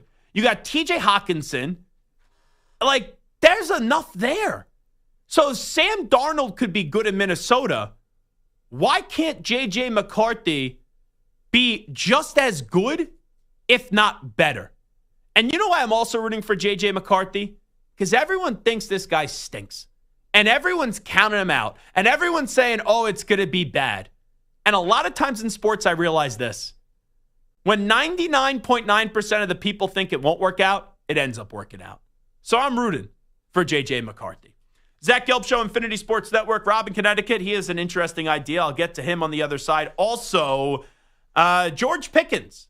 We were talking about this with Patrick Peterson yesterday. How is he going to handle DK Metcalf not only getting traded to Pittsburgh, but a 5-year, $150 million contract getting rewarded to DK?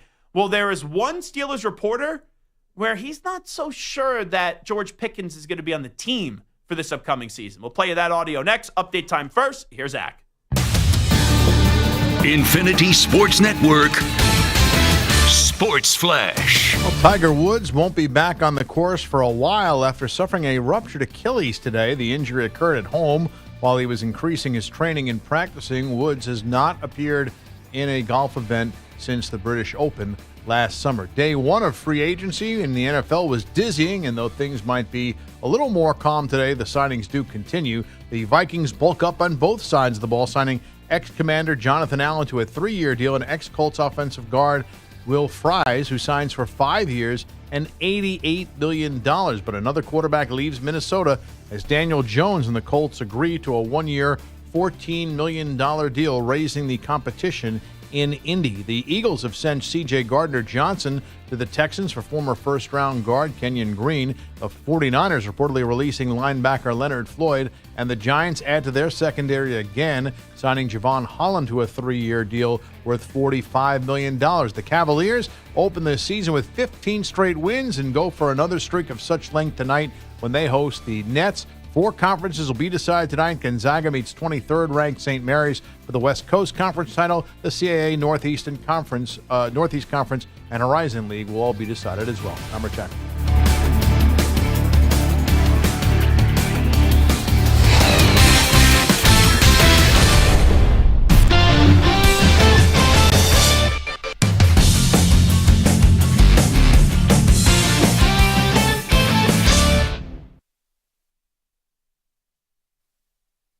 You're in a 5-minute break.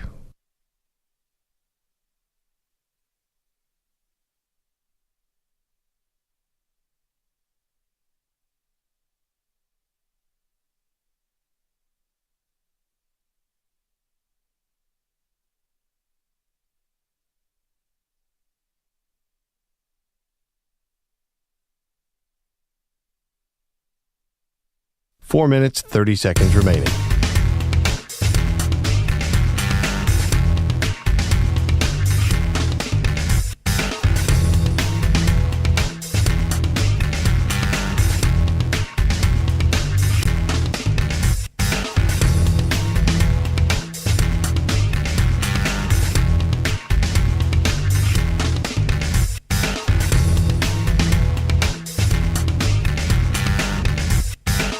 Four minutes remaining.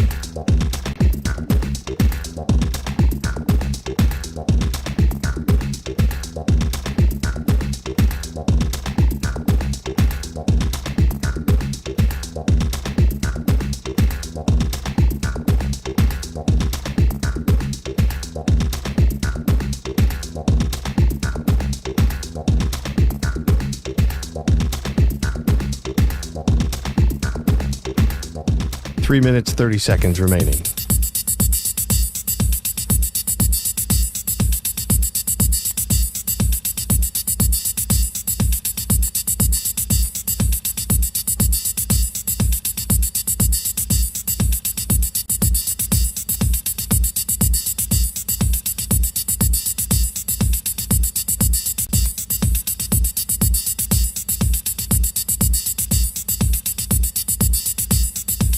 Three minutes remaining.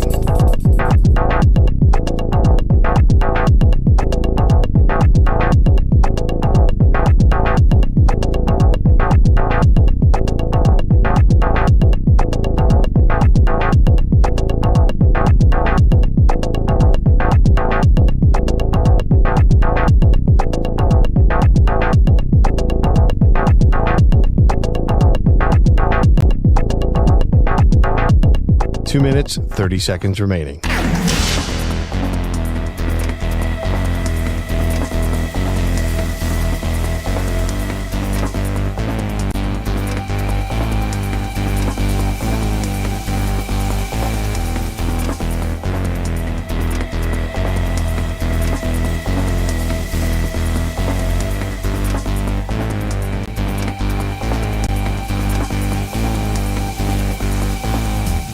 Two minutes remaining.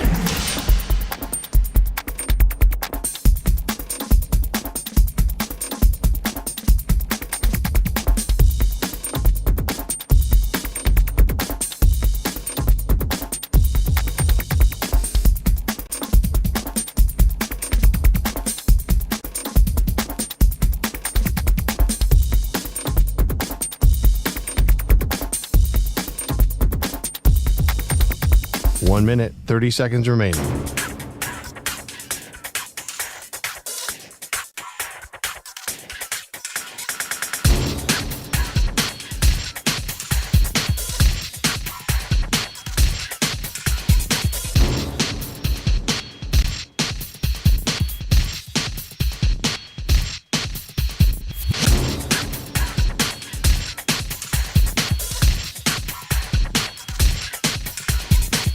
1 minute remaining.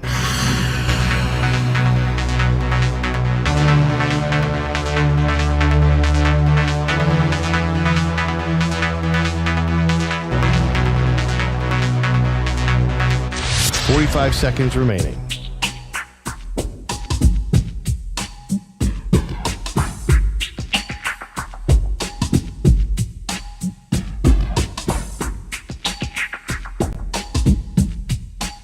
Seconds remaining.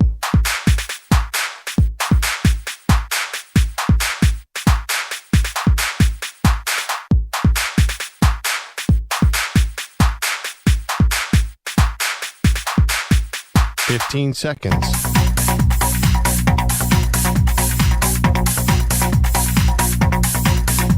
Break ends in 5 seconds.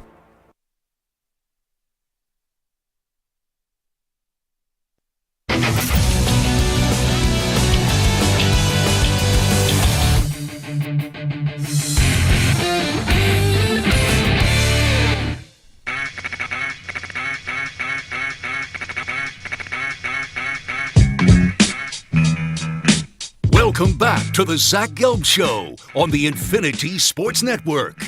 This portion of the show is brought to you by Ethos Life, the easy way to get life insurance in 10 minutes, up to $2 million in coverage with no medical exam, just a few health questions. Get your free quote at checkethos.com, not available in all states. I saw this about 30 to 35 minutes ago when Seth Payne was on with us, so let me bring it up now. You know me, I'm a huge fan of Tiger Woods. Growing up, golf to me was Tiger.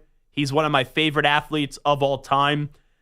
I thought for a long time, with all these self-inflicted things that he did, that he was not going to win a major again. I've shared this before. There was one, I think it was the Valspar, where he was like 23 over par. It was some ridiculous number. And I go, who are we kidding thinking that Tiger is ever going to win a major again? And then he had that incredible moment at the Masters where it was unbelievable. It was sensational. And I always used to say it even when Tiger was playing well leading up to that, Tiger's not back until Tiger wins a major. And then Tiger won that major, and people were starting to say, oh, all right, he's back. Like, yes, the roar of Tiger was back. But was it going to be us seeing him win another major again? I was uncertain at that point. You know, if you put a gun to my head, I wouldn't doubt Tiger Woods, and I'd probably say yes, but I was uncertain if he would win another major. And obviously, a lot has happened the last few years, and the body is not in a good spot. And you watch him in these tournaments, especially after the car accident that he got into, and you just say to yourself, you know, Tiger's not winning another major again. And Tiger, I know he's gone into majors saying, hey, I wouldn't be here if I didn't think I could win. And then there was other moments where you could tell he's not confident anymore. So they've had this TGL stuff. We're kind of at the point where, as golf fans, and I'm a casual golf fan, I like golf. I play a lot of golf. I'll watch more than just the 4 major championships throughout the year. I'm not telling you I'm watching every single weekend, but I'll watch more than just the 4 major championships. But really, all I could really expect out of Tiger is now for him to show up for the majors, right? And maybe give you one good day. I'm not expecting 3-4 good days. I'm not expecting him to win a major championship again. But there comes a time where you just say to yourself, how much more can the human body take? And Tiger Woods is 49 years old. He turns 50, if you could believe that or not, in December. And there was another unfortunate injury that occurred to Tiger Woods today. Tiger just shared on social media a little while ago, as I began to ramp up my own training and practice at home, I felt a sharp pain in my left Achilles, which was deemed to be ruptured.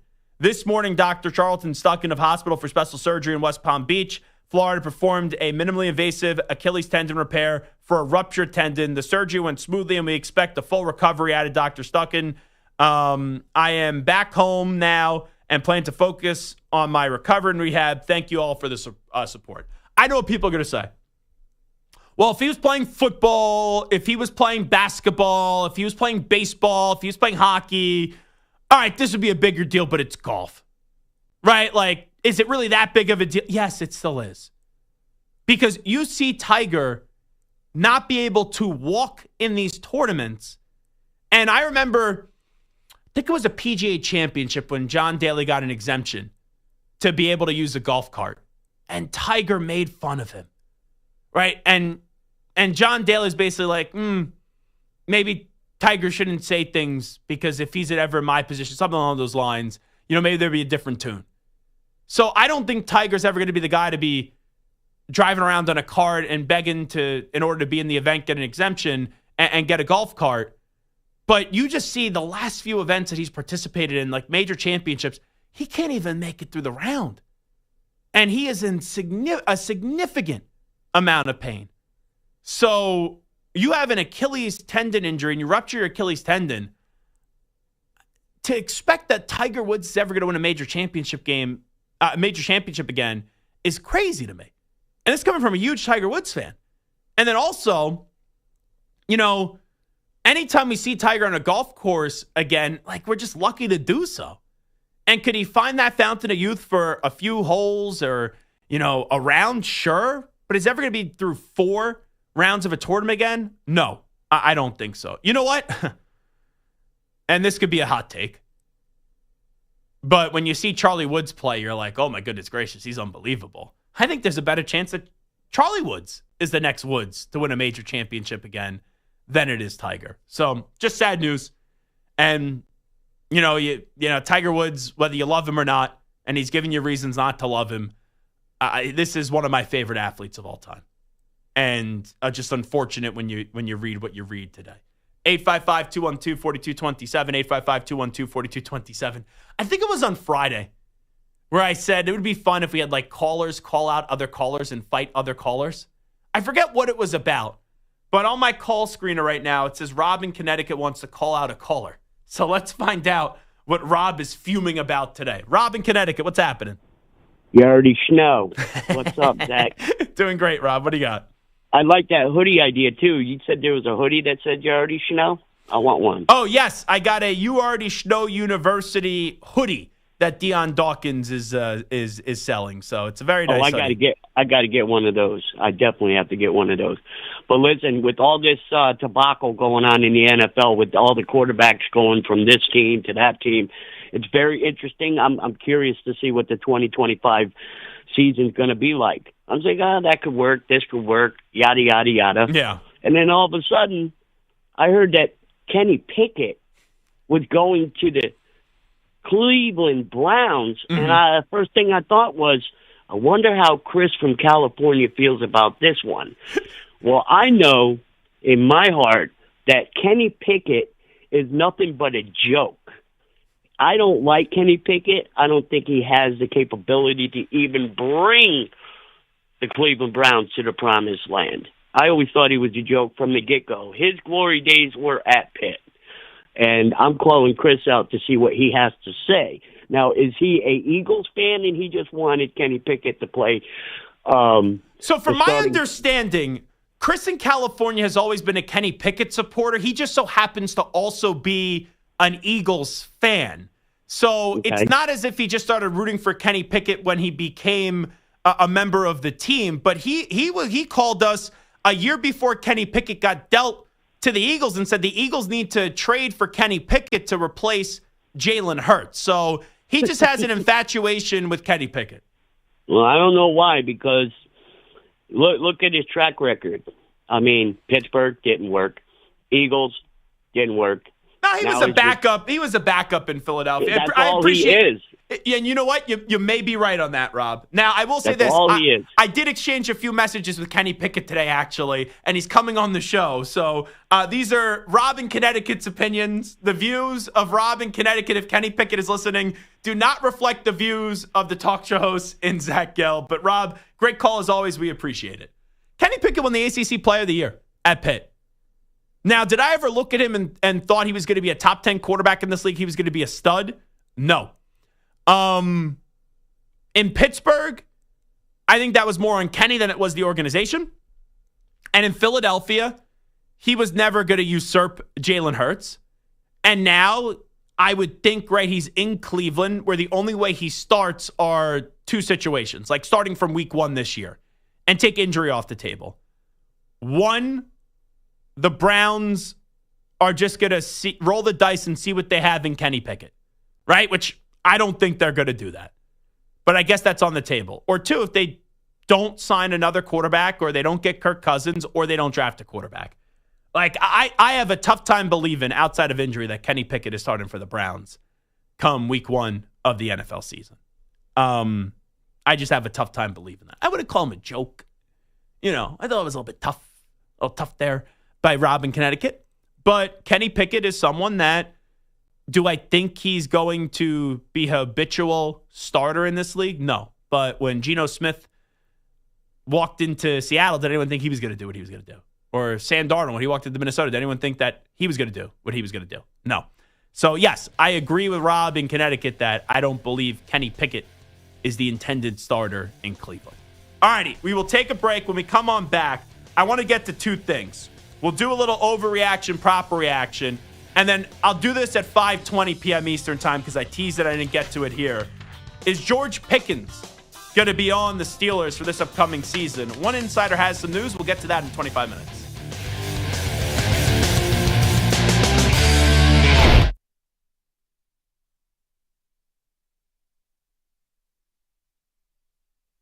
You're in a 5-minute break.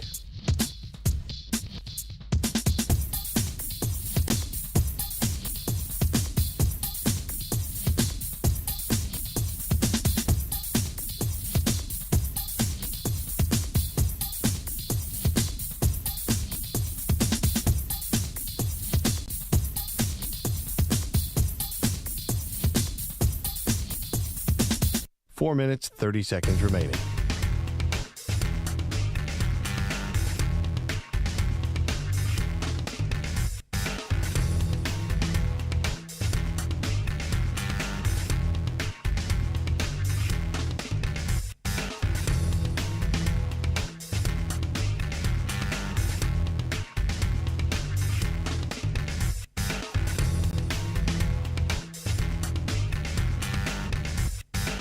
Four minutes remaining.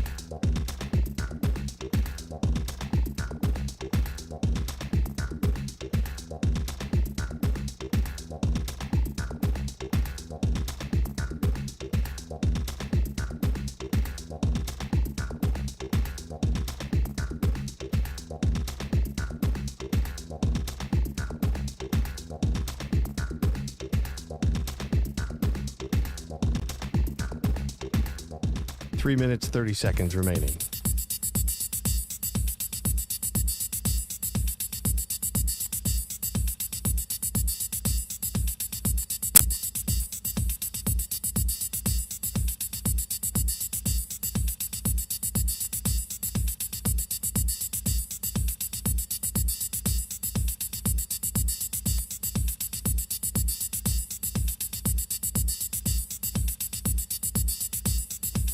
Three minutes remaining.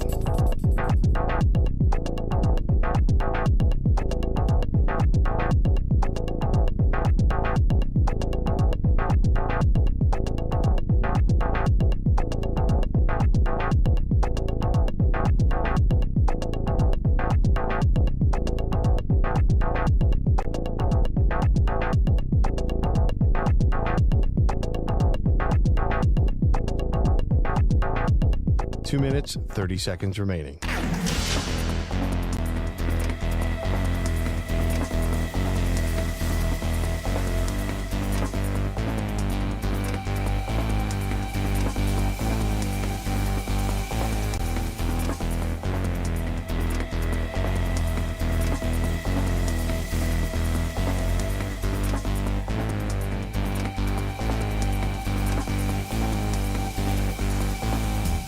Two minutes remaining.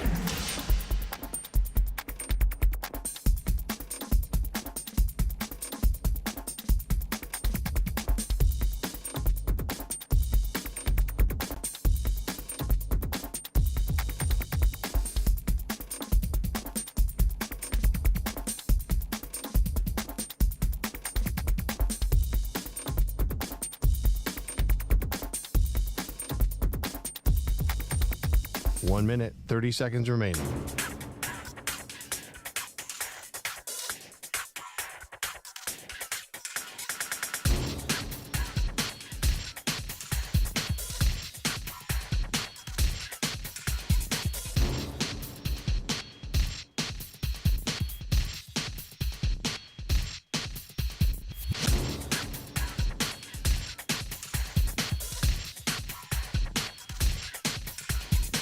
1 minute remaining.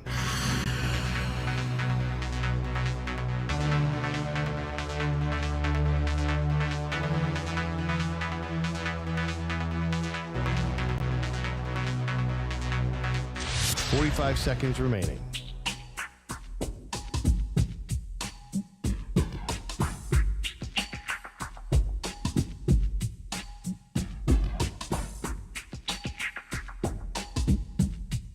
$30 seconds remaining.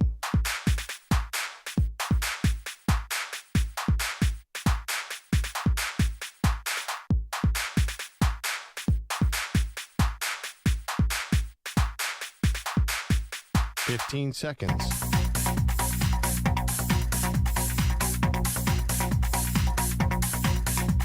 Break ends in 5 seconds.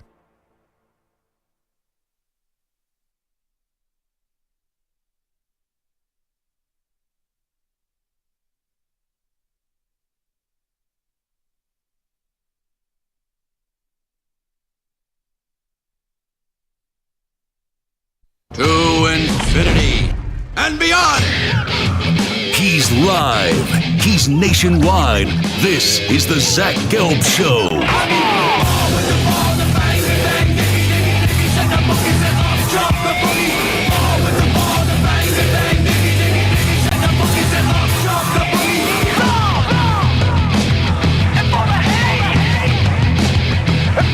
Here's your host, Zach Gelb.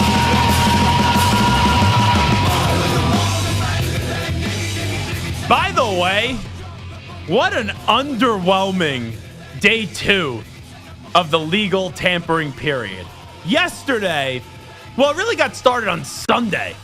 Trades, re-signings, just like bam, bam, bam. A lot of news.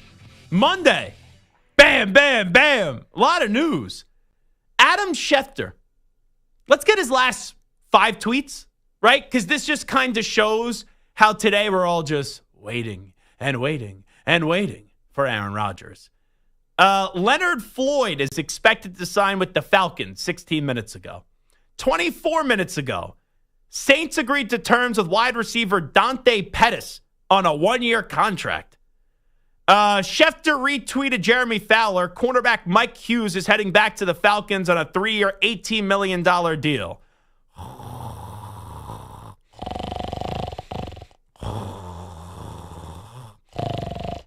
There was a retweet of Tiger Woods as it came out that he has ruptured his left Achilles. And then it was a agent, I believe, tweeting out, and it's a retweet by Schefter, beyond proud and excited for our guy in Jawan Johnson for agreeing to a new 3-year deal with the Saints. And then Puka Nacua changed his jersey number from 17 to 12.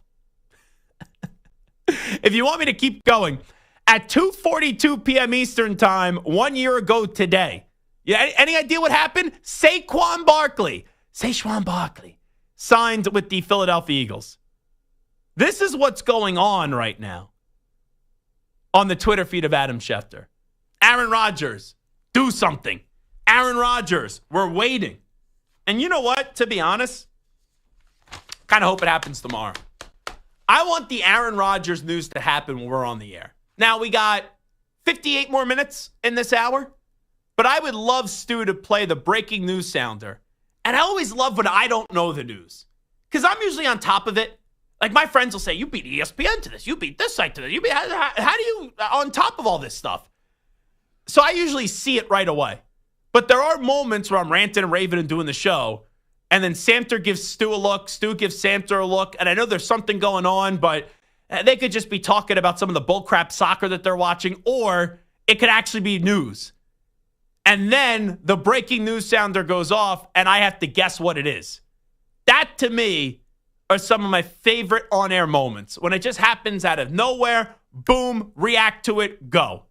And I think the most wild day, I forget the order of events, but just in terms of breaking news, it was when we found out, was it Nick Saban was retiring? And then, I think it was actually Pete Carroll got fired. First. Or They moved him upstairs, and it was a mutual agreeing of parting ways, which is bullcrap, right? So it was first. And then we're like, all right, Pete Carroll's going to dominate the show for an hour. And then to start like the 4 p.m. Eastern time hour, Samter got on the air and said, Nick Saban is retiring. And I was like, whoa, because that was a shocker. Those, to me, are awesome moments. Yesterday, you guys teased me a little bit. You teased me. Because you played the breaking news sounder.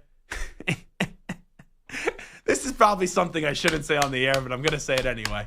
What Santer did yesterday was the sports talk version of Blue You Know What.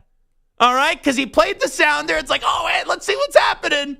And then it was, oh, Kenny Pickett got traded to the Browns, which was funny for our show because just 45 minutes earlier, Chris in California was saying that it was collusion against Kenny Pickett in the NFL, and I told Chris that it was just illusion. So I'm waiting for the Rodgers news. But if we don't get the Rodgers news by 5:55 p.m. Eastern time, I don't want the Rodgers news to happen until 3 p.m. Eastern time at some point tomorrow. And we have Rich Gannon joining us tomorrow. Ideally, if I could be really selfish, I want it to happen when Rich Gannon's live on the air. Like Stu plays the breaking news sounder. What's the breaking news? Zach and Rich, sorry to interrupt you. Aaron Rodgers is signing with the Steelers. I give my thought for about 30 seconds. Rich, what say you? That, to me, would be a fun moment. That would be really fun. But you know what's going to happen? 5:55 p.m. Eastern time. You will get the breaking news alert right as we say goodbye. And it'll make for an easy radio program for JR coming up next on many of these same stations. Well, we technically sign off at 5:54:45 Eastern time. So what is it, 5:54:45 you said? Yes. So it's going to be 5:55:46?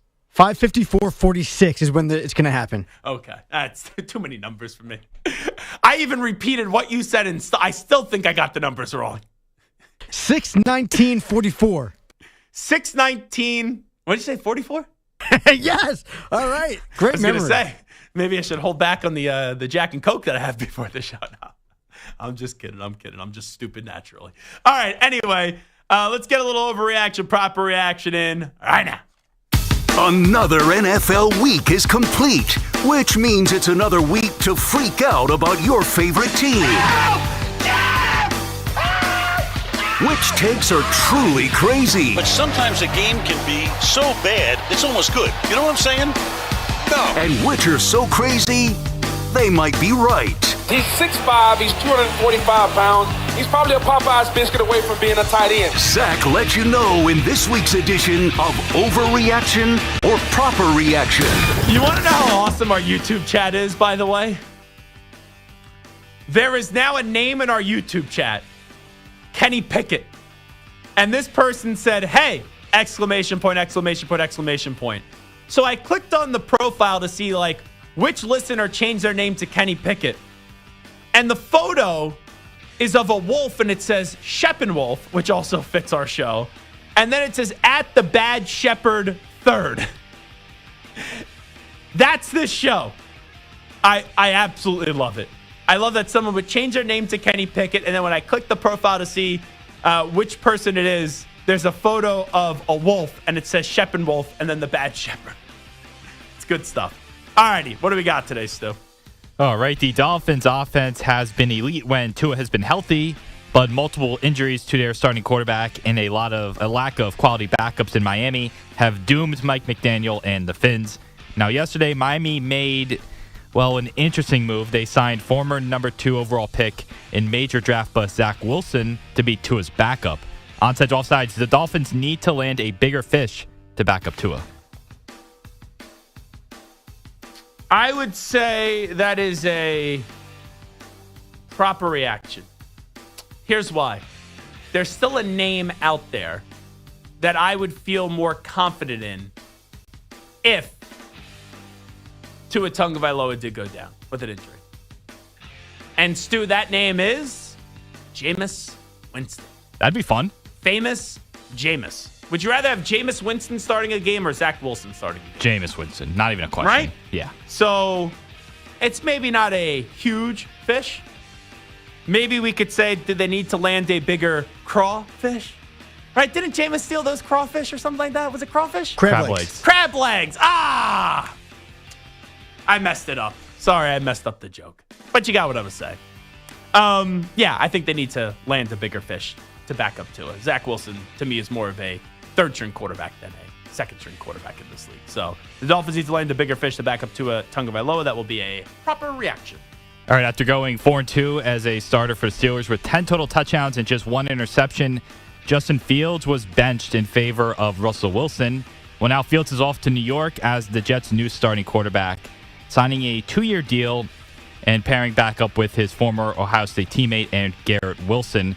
Overreaction or proper reaction, Justin Fields will be the Jets' starting quarterback for longer than the 2 years in his contract. It's the Jets, so it's usually the Jet plan. Year or two guy be's a quarterback, year or two guy is the head coach, then they're moving on. So how could I expect anything more than 2 years? So Justin Fields will be the Jets starting quarterback for longer than just the 2 years in this contract. I will say that is a overreaction. Now, I saw this tweet, and I'll give the guy credit because the guy was the first person that I heard say on this network that Sam Darnold was going to have a resurgent year and the Vikings were going to make the playoffs. And that was our very own Pat Boyle. Pat Boyle is guaranteeing, I can't find the tweet, but I saw it earlier, but Pat Boyle is guaranteeing that Justin Fields is going to be the guy that breaks the Jets streak, their playoff drought. He thinks the Jets are going to the playoffs with Justin Fields. Stu, is that an overreaction or a proper reaction? The Jets will make the playoffs with Justin Fields. I think that's an overreaction. I think they'll finish last in the division. I can't find this tweet from Boyle, but I saw it earlier. Anyway, next question. All right, the Chargers, they released Joey Bosa after a 5-sack season that somehow got him selected to the Pro Bowl. Now the Athletics' Mike Silver reports that Bosa is deciding between two teams, the Dolphins and the 49ers, where, of course, he would be joining his brother Nick. Overreaction or proper reaction, Bosa should join the Dolphins rather than the Niners. If it's just between those two teams, I would go to overreaction. The Dolphins are nowhere close to winning a Super Bowl. Not that the 49ers are extremely close, but they're closer even with all the changes in the Dolphins. And also you get to play on the same team as your brother. What am I missing here? Bosa should join the Dolphins rather than the 49ers. That, to me, is a overreaction. So speaking of the Chargers, Jim Harbaugh is known to value a strong offensive line in a run game. And he showed that yesterday as the Chargers signed Steelers running back Najee Harris. Real quickly, this is an underrated signing. Yeah, it is. Has there been a player, and I get it, Najee Harris hasn't been great, but 4 years in the league, 4 1,000-yard seasons, doesn't get hurt. I know that his running style could be a little bit weird, but I think that's someone that Steelers fans who bitched a lot about him are going to complain when he's gone a lot more than they appreciated him when he was there. I'm not saying he's great, but he's been a solid running back in this league. And I feel like every time I see his name, Steelers fans are just trying to get him off their team. Well, now they got their wish because he's a member of the Chargers. Yeah, as you mentioned, 1,000 yards in each of the last 4 seasons. And, of course, he joins an oft-injured but yet resurgent J.K. Dobbins in L.A.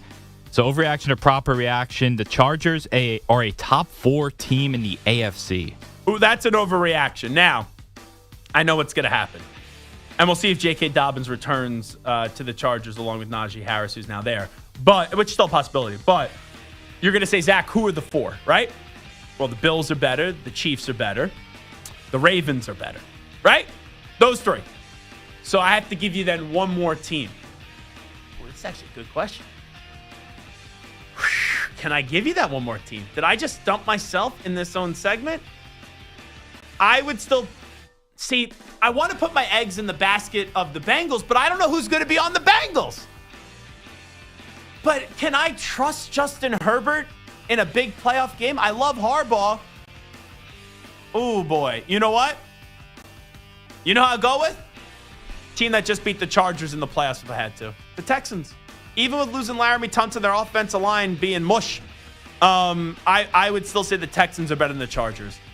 See, those are one of those moments where you go, oh, no, top 14. And then you go through it.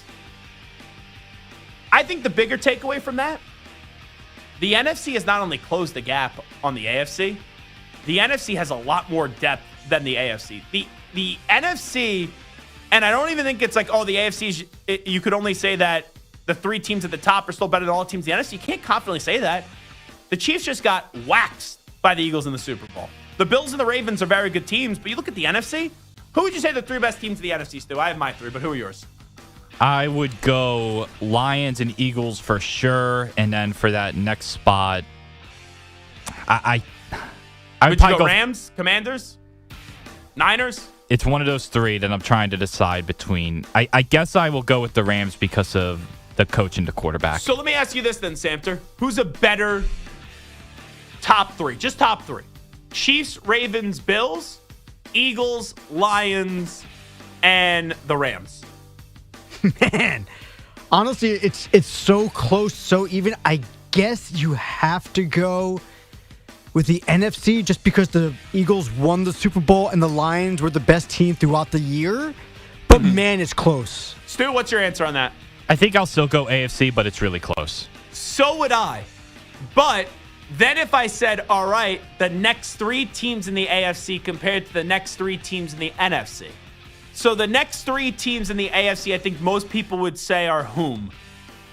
Like the Bengals, Texans, Chargers, maybe even the Broncos. Chargers or the Steelers or one of those. Take one. Yeah. In the NFC, if I gave you the next 3, Commanders, Green Bay. Let's see what happens at Minnesota with their quarterback position. The Bears, are they on the rise? The Buccaneers? Yeah, Bucs aren't bad for that. It's like, I think the NFC 1 through 7, in terms of the 7 playoff teams, are better 1 through 7 than the AFC. But the AFC's top is still ridiculous, but the NFC has closed the gap, and I think they may be a better conference now than the AFC. Here's the question, though, because I don't disagree with you necessarily, but could you see the Bengals winning the Super Bowl? Yes. Could you see the Texans winning the Super Bowl? No. Could you see them making a run for the Super Bowl? No, I think that their ceiling is AFC Championship. Okay. Do you think the Chargers, with Jim Harbaugh and what they've added on and Justin Herbert, can make a run? Okay. They have to win a playoff game. Do you think the Buccaneers can win the Super Bowl? No. Do you think that the Commanders are going to win the Super Bowl this year? This year? Oh, hold on. Now you're misleading me. Because the other teams didn't say this year. Sorry, I meant this year. Okay. I think they have a chance. You think the Packers can win the Super Bowl this year? No, because they don't have a number 1 wide receiver. So, yes, there's depth, but I think that, again, Bengals, I have more faith in. I have more faith in the Chargers. But put it this way. The Packers, I know at least they're going to win 10 games this year. Right. The Bengals could win 13. Yes. Or they could have an injury to their quarterback. Trey Hendrickson could be on the Bills by tomorrow. T. Higgins could still be upset with this contract. And the Bengals could be the Bengals and mess up the Jamar Chase situation, and they're 7-10 next year. I think that's the point, is that there's more consistency in the NFC, and I know at least what I'm getting in the NFC.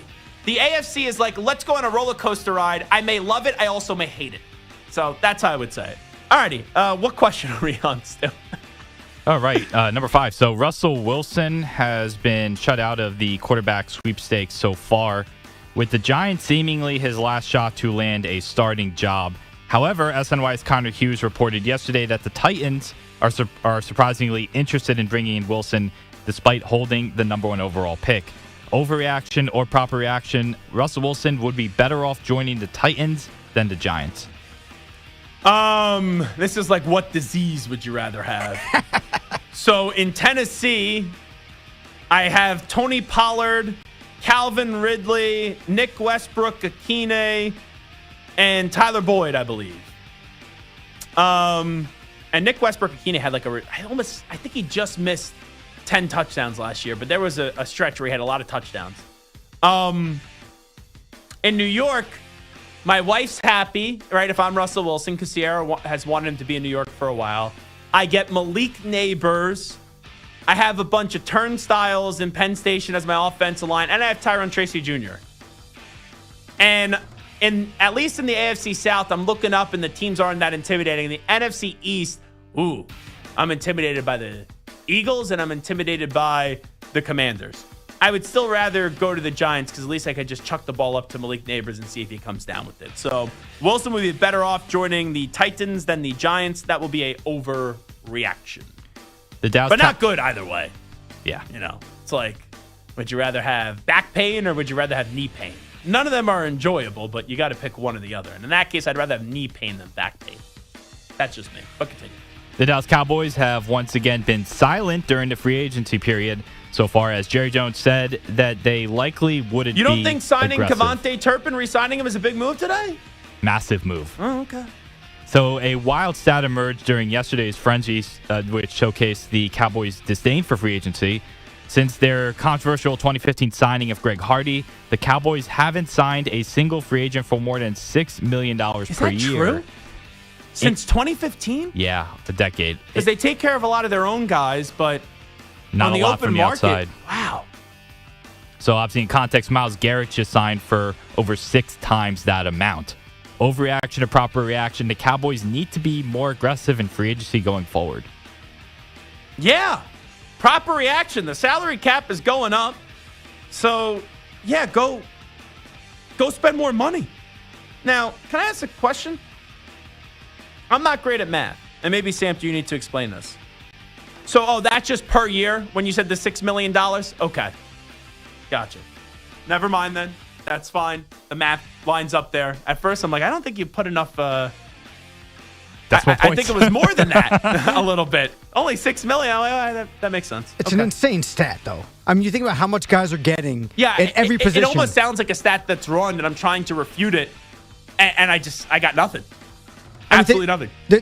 If you try to think about one big name free agent that they brought in, like you said, they just take care of their own. They re-sign their own guys to big deals, but they don't bring in guys, which is crazy. Get drafted by the Cowboys. Guaranteed to get a fat contract if you're just decent. And a broadcasting job when you're done. That is true for a major network. So the Cowboys need to be more aggressive in free agency moving forward. Yeah, absolutely. That's a proper reaction. All right, last one here. The Bears and new head coach Ben Johnson have been active this offseason. They've overhauled their offensive line after Caleb Williams was sacked an insane 68 times last year. First, the Bears added All-Pro guard Joe Thuney in a trade with the Chiefs, then brought in Pro Bowl guard Jonah Jackson from L.A. and signed center Drew Dowman from Atlanta. Overreaction to proper reaction. You expect Caleb Williams to play at a Pro Bowl caliber level with the upgrades on the O-line and, of course, the addition of Ben Johnson. Right now, the Bears are winning the offseason. I always get wary of teams that win the offseason, but they got Ben Johnson, check. They got 3 new offensive linemen, check. They signed Grady Jarrett, check. They had the 10th overall pick in the draft. Could they get Tyler Warren? Could they get Ashton Genty? Possibility. I think Caleb Williams is going to be vastly improved this year. I think him and Ben Johnson are going to be speaking the same language. I'm not saying he's going to be a Pro Bowler, but I think he'll play Pro Bowl caliber. And I think they're going to be a vastly improved football team. If we go into the final week of the season and the Bears don't have a chance to make the playoffs, I'll be thoroughly disappointed.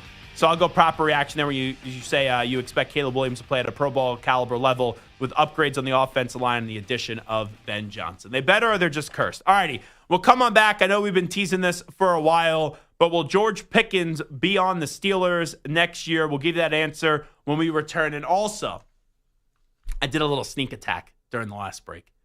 I was like TMZ. I was crouching, I was hiding, and then I ran up on Hot Take Hickey to get his not instant reaction, but get not immediate.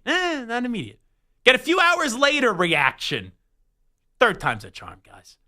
To get a delayed reaction on what's going on with his Colts, with Daniel Jones, Danny Dimes, winding up in Indianapolis with Anthony Richardson still being there. We'll play you that reaction when we come on back. You're in a 5-minute break.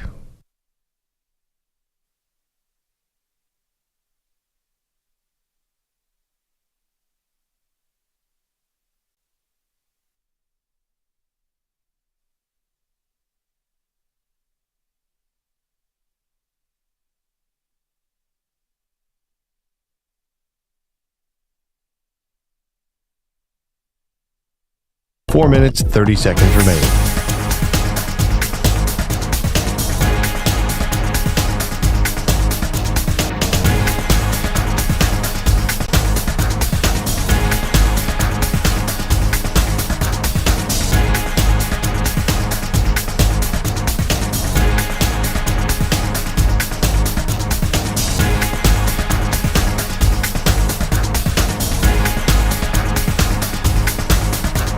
Four minutes remaining.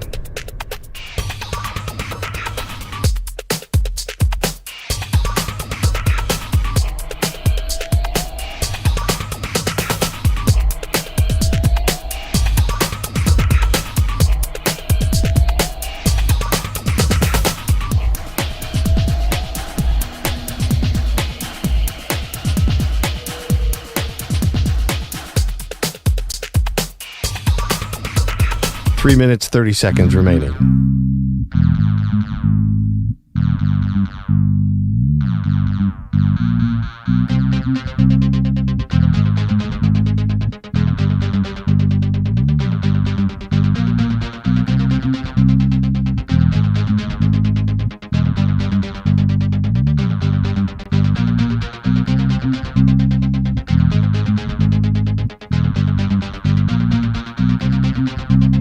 Three minutes remaining.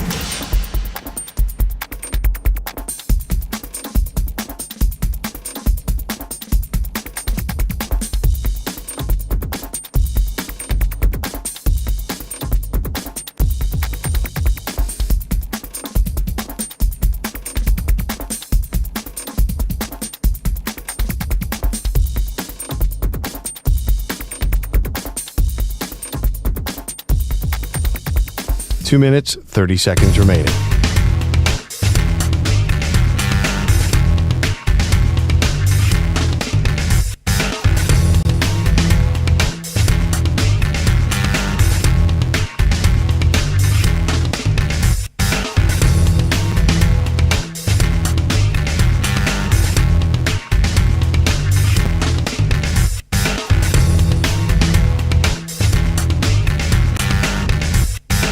Two minutes remaining.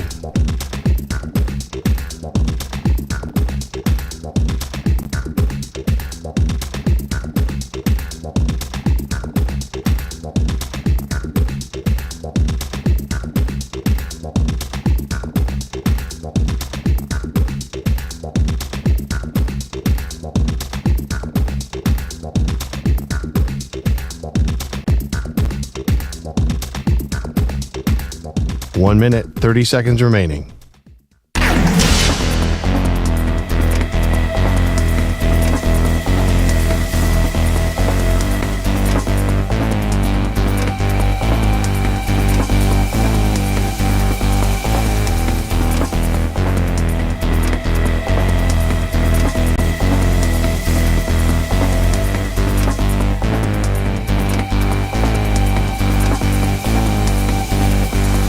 One minute remaining.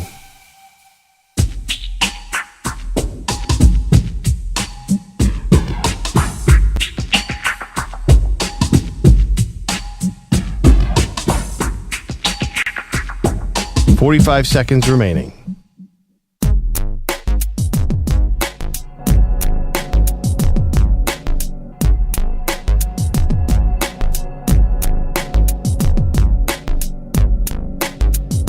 .30 seconds remaining.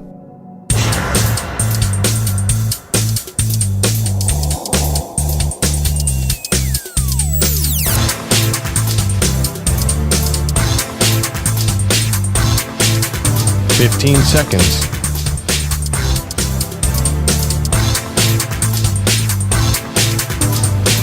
Break ends in 5 seconds.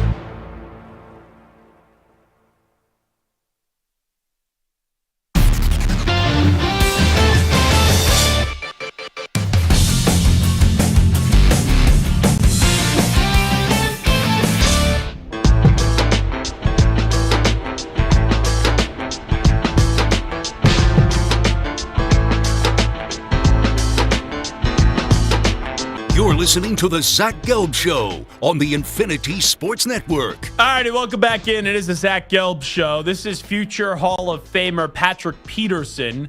He joined us yesterday. He played a little bit in Pittsburgh with George Pickens. And I asked him yesterday how George Pickens will handle this trade of DK Metcalf, because not only is DK Metcalf going to take away some targets from George Pickens, but George Pickens wants a new deal, and DK Metcalf just got rewarded with a 5-year, $150 million contract after the completion of the trade. Here is Patrick Peterson on George Pickens.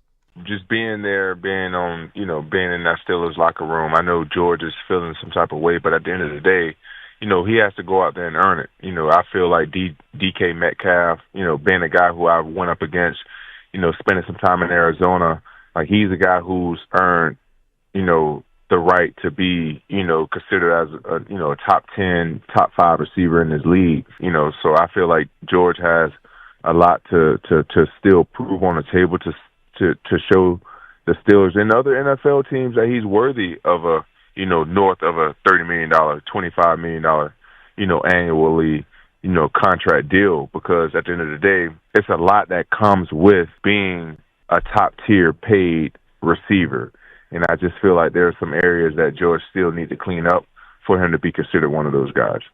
So the Steelers for years have been notoriously known for not extending wide receivers, right? When a wide receiver is towards the end of his deal, they're able to find someone else. And they've had a lot of good wide receivers. There's been some exceptions, but you go through the Steelers, even if they haven't worked long term, there have been moments for a lot of wide receivers there.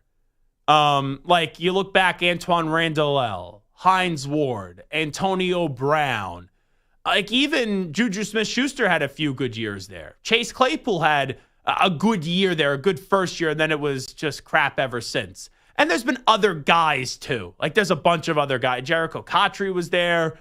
There's a ton of Steelers wide receivers. Now, look at good wide receivers. They always find a way to get them.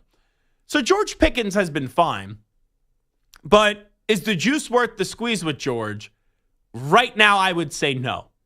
So when DK Metcalf gets not only traded to Pittsburgh, but then they go on out and give him a 5-year, $150 million extension, I didn't have that thought yesterday that George Pickens wouldn't be on the Steelers by week 1. I didn't. Now, if you said at the end of the season, will the Steelers keep him? That's a different conversation.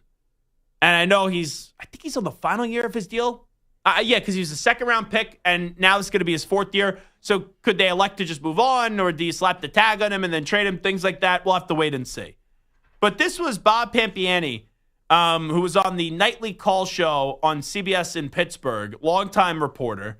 And this is what he had to say on George Pickens' future after the DK Metcalf trade. If anything, his presence may give you opportunities. They may clamp down on him so that you do get more. And if you do, it's up to you to make it a good season. There should be no moping about it. If he's here, they have to understand how this works, he and his agent. You got to have a good year. You just do your job as best you can, and hopefully at the end of it, you'll come out with some decent numbers that'll give you the kind of contract. And who's going to pay you? Well, that could be another team. At that point, you can't have 2 wide receivers here. If I can't get what I want for him, and I still think he's going to be traded. But my point is, if he's here, you can't be moping around. You can't be unhappy. You have to go out and play. So he still thinks he's going to get traded. So could you get George Pickens on draft night? Because George Pickens, this issue is not going to change. He's his own worst enemy. He needs to grow up. He needs to mature. Because you're a good wide receiver, but right now, I don't think the juice is worth the squeeze with George Pickens. So if you trade, and he was a second-round pick, would the Steelers take a third-round pick for him? DK Metcalf just went for a 2. You're saying he's not DK Metcalf.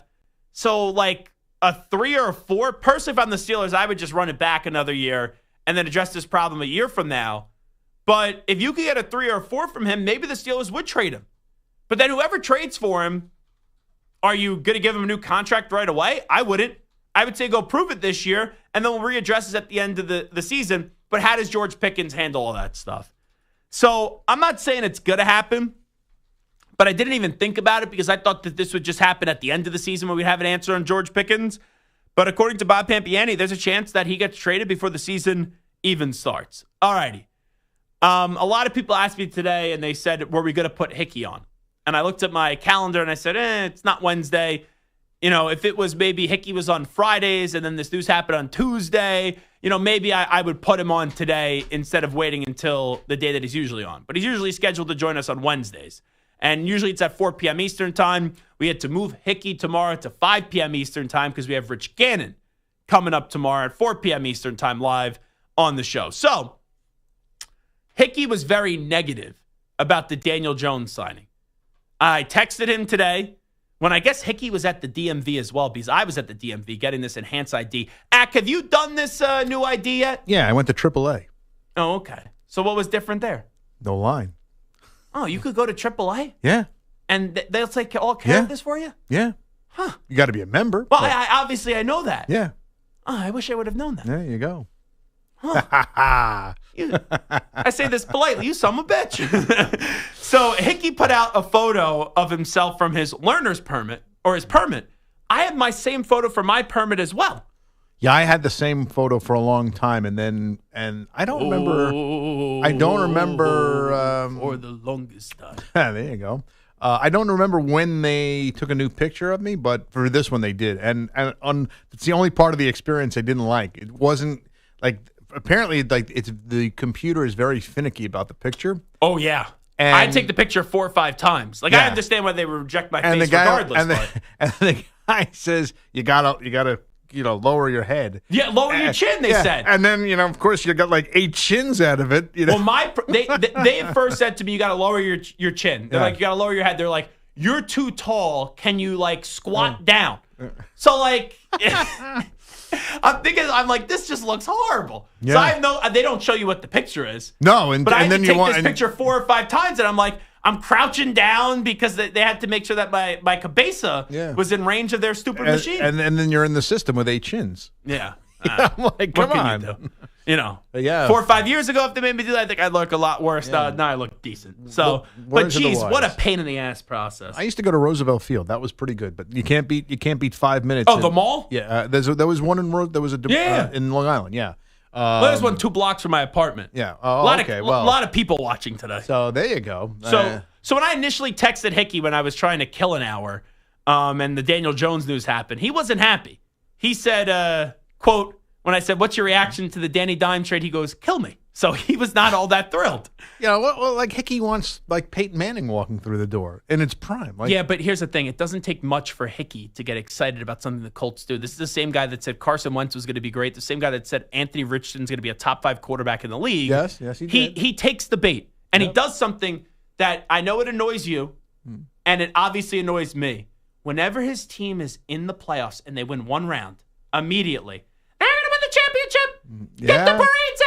All the chairs out at the parade. We're at the Canyons of Heroes. He has mushed our Mets. Yep. He has mushed our Rangers, and he does this all the time. So it doesn't take Hickey much to believe in something.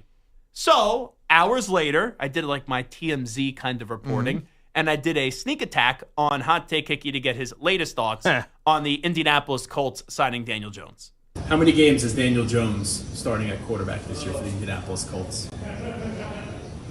I just walked up on you, by the way. 10? 10? Probably more. So your boy Richardson is getting benched? You said had the highest ceiling starting week out of all those quarterbacks in the draft? He'll start week 1. But he has no consistency to keep the job, and he can't stay healthy. I hate Daniel Jones, but I think he'll probably start more games than Anthony Richardson. So Daniel Jones is going to be better than Anthony Richardson. No, not well. Yeah, by that take, sure, that's what's happening. I hope both suck, and we're already on the march for Arch 2026. So there you go. That's a long march. The march for Arch. I don't know. You don't know if he's going to come out next year. Oh, I think he will. After 1 year? Yeah, because he's already sat for 2. Yeah, so I would think so. I'm not saying it's a lock, but I would assume so. Look, you could talk about the NFL money and how good it is and get that clock started sooner, but he's going to make a lot in NIL money. He's not in a rush to go anywhere. He likes Texas. His family. So here's the one thing. Let me put a caveat on that. Mm-hmm. If he has a good season, yes, I think he'll come out. For me, Arch Manning and Texas, it's always like, oh, just wait till next year. Sark has done a really good job there. Yeah. You had Quinn Ewers go to two playoff performances. Yep. I don't think Quinn Ewers is going to be a star, but there's been such a build-up with Arch. Even I wonder, is he going to be able to meet the hype? And I'm so intrigued to see what he's going to do for this college football season. His uncle never won a title at Tennessee. And ended up working out, though. Yeah, no, but I'm just saying, I think there's a lot to that. Look, if he wins a title at Texas, maybe he just goes out on a high note and says, really, I have nowhere to go from here. Let's go. I think he doesn't even need to be great. I think if he's good with what the last name is and what the expectations are, if he's just good, he'll be the number 1 overall. And look, there's just not a lot of great quarterbacks. And, even next year's not supposed to be a good class, so they say. There's always a Jaden Daniels that emerges, but, Joe Burrow, who we're not talking about now, and then boom. Yeah. So, you never know, but look at Hickey. Just this pass at the end of the season, he's like, I'm still believing in Anthony Richardson. He's got to be the guy. Now he's out on Anthony Richardson, even though he likes Anthony Richardson. You can't say Daniel Jones. He didn't want C.J. Stroud. Yeah, I mean, not that the Colts were in line to take him, but he did not like C.J. Stroud. Well, you know what, Ack? I come prepared. Here is Hickey at the draft. This is the immediate reaction. And remember, when I worked with him, he did not like Anthony Richardson in the draft process. And the moment he found out the Colts were going to get him, he changed his tune. This was Hickey at the draft. Go. We're here live at the draft. Instant reaction, Anthony Richardson is a Colt. It's a great day. You want to know why? The Colts just got the quarterback with the highest ceiling in the draft. Let's go. Only one guy's going to be a top 5 quarterback outside of Bryce Young in this draft. It's going to be Anthony Richardson. They trusted Shane Steichen. I love the gamble. Let's hope he pans out. 20% chance. But if he pans out, the Colts are Super Bowl contenders for the next 15 years. Lock it up. Let's go. Gee, you got to ever get that water? I don't know if I did. But that was Hickey. That's a lot of contradictions. Windsock. Yeah. By the way, I just got a tweet from Adam Ritchie, 1999, who's a good listener to the show. Mm-hmm. And it was a YouTube video. And it says, 2 idiots fighting the worst fight I've ever seen. And then the caption above it is Daniel Jones versus Anthony Richardson in the quarterback competition. There you So go. that's what we're heading towards, Zach. That's what we have to look forward to with this football season. Absolutely. Anthony Richardson against Daniel Jones. Yep. All righty, let's take a timeout. We'll come on back. We'll wrap things up. I think Trey Hendrickson is going to get traded. And also, let's talk about a team and then also a player that could be in the news right now. I'm wondering how we're going to be talking about them at the end of next season. Update time first. Here's Zach. Infinity Sports Network Sports Flash. Well, Tiger Woods won't be on the course at Augusta next month. The 15-time major champion, which includes 5 of the Masters, suffered a ruptured Achilles at home today while ramping up his training. He has not taken part in a PGA event since the Open last summer. The Vikings have lost 2 quarterbacks this offseason, with Daniel Jones departing for a 1-year deal in Indy worth $14 million. However, they spent on both lines today, coming to terms with Jonathan Allen on a 3-year deal worth $60 million, and 26-year-old guard Will Fries gets a 5-year deal worth a total of $88 million. Both are coming off injury-filled seasons a year ago. Christian Fulton leaves the Chargers but stays in the AFC West, getting a 2-year $20 million deal in Kansas City, and former Chief safety Justin Reeds lands in New Orleans on a 3-year $31.5 million deal. Leonard Floyd finds a home as he was released by San Francisco, but immediately signs in Atlanta. The Cavaliers have been the best team in the NBA all year long, starting the season with 15 straight wins, and they go for their 15th in a row tonight against the Nets. The Horizon, CAA, and Northeast Conference championships will also be decided. Gonzaga meets St. Mary in the West Coast Conference title game. I'm Rich Ackerman. The Infinity Sports Network is on your smart speaker. All you have to say is, play Infinity Sports Network.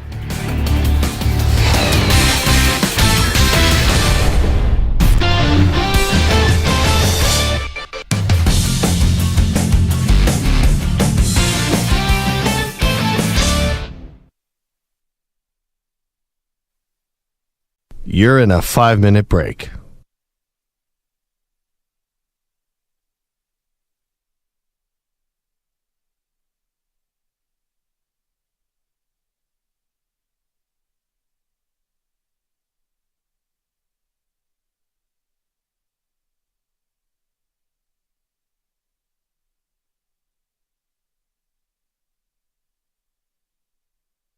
Four minutes, 30 seconds remaining.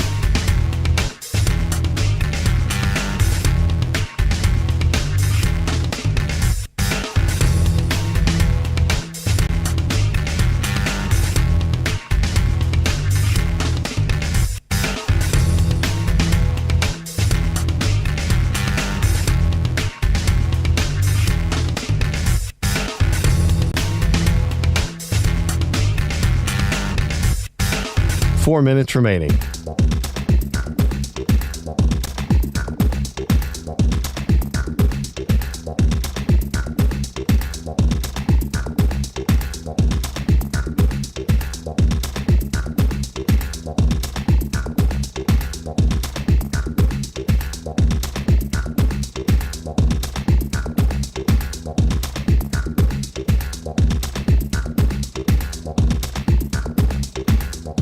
Three minutes, 30 seconds remaining.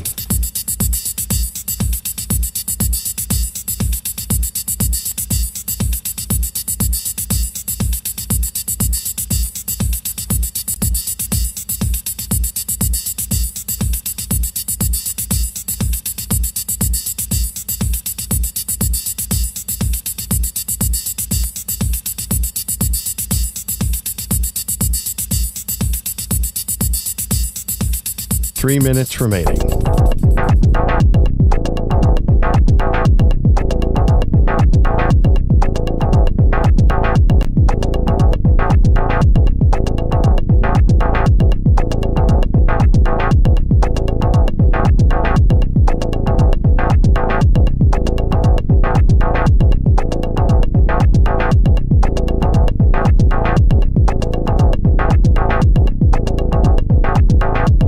Two minutes, 30 seconds remaining.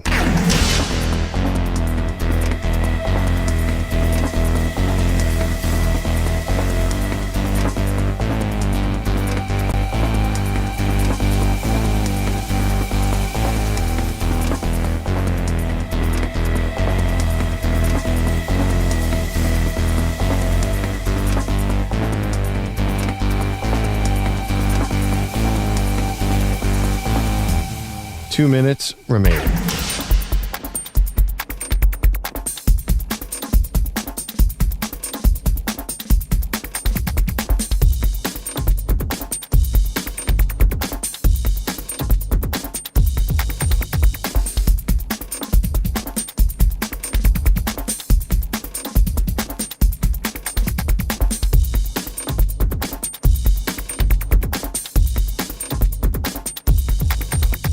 One minute, 30 seconds remaining.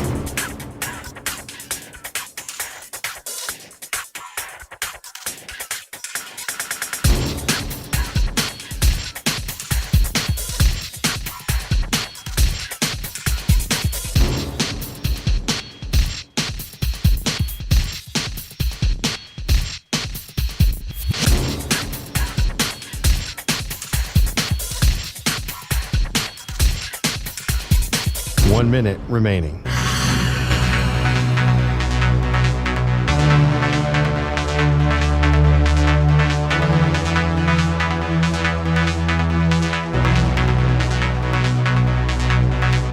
Forty-five seconds remaining.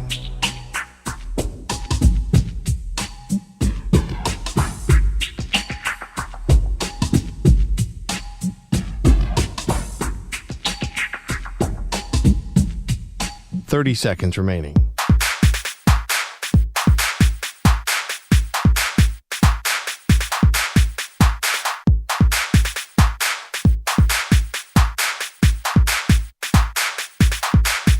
Fifteen seconds.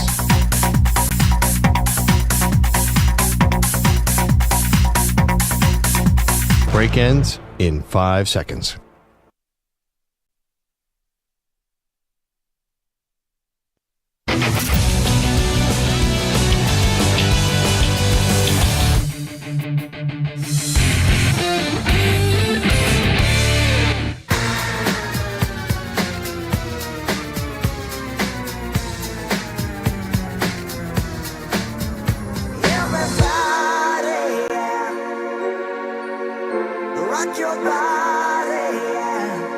Hey, this is Howie. And this is Nick from the Backstreet Boys. And you're listening to the Zach Gelb Show. And guess what?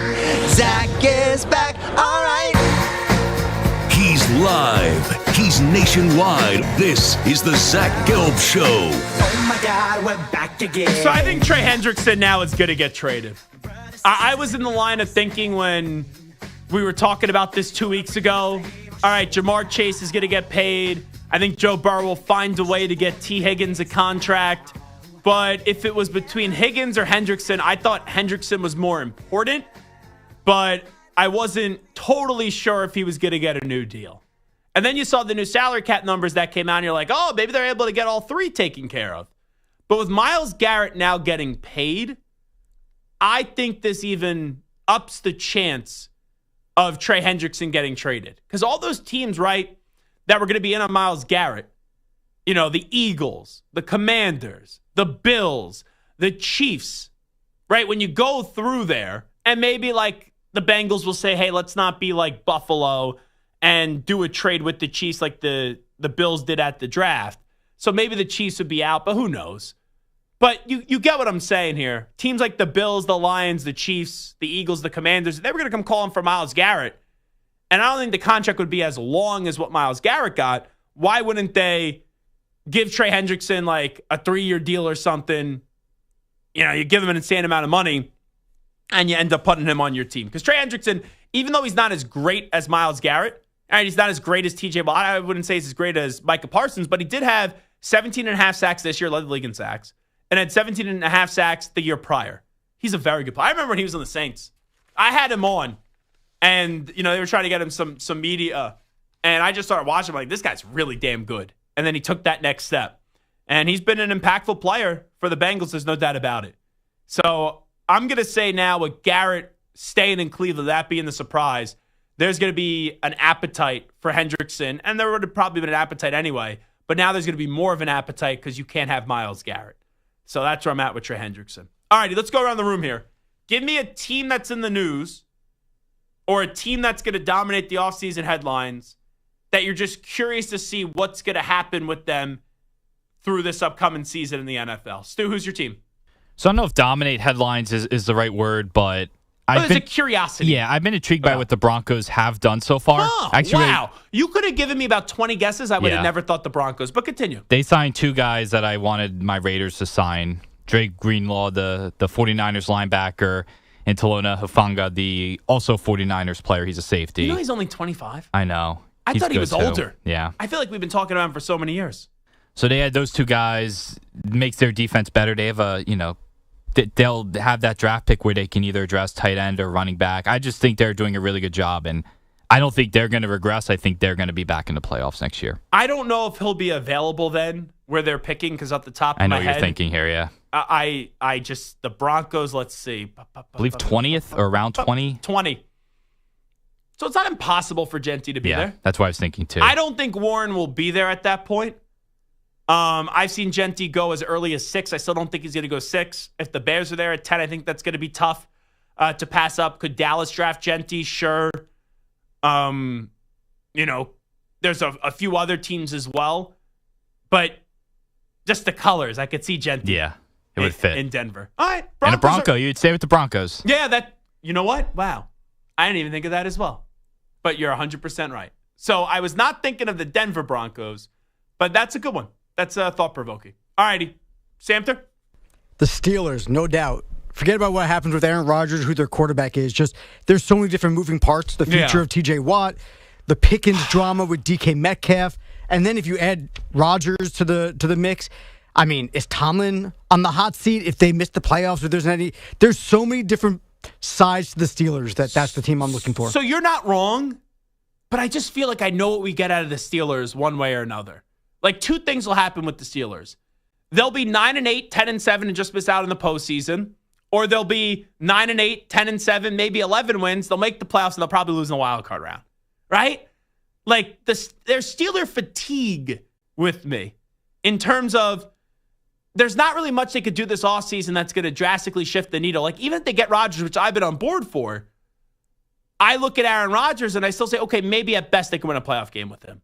It's just sad how the Steelers have fallen for being a legitimate Super Bowl contender. That's the standard to what they are now, which is just like, all right, you're good, but you're nowhere close to being very good or great. My team are the Niners with all these changes going on. I said this earlier. I think the Niners are closer to missing the playoffs once again than they are to getting back to a Super Bowl. Now, I think they're still good, but they're, to me, a wild card team. You don't enter this season looking at the Niners saying they're going to win the NFC West, even though they could, but I don't think they are going to. Right now, the Rams are the favorite.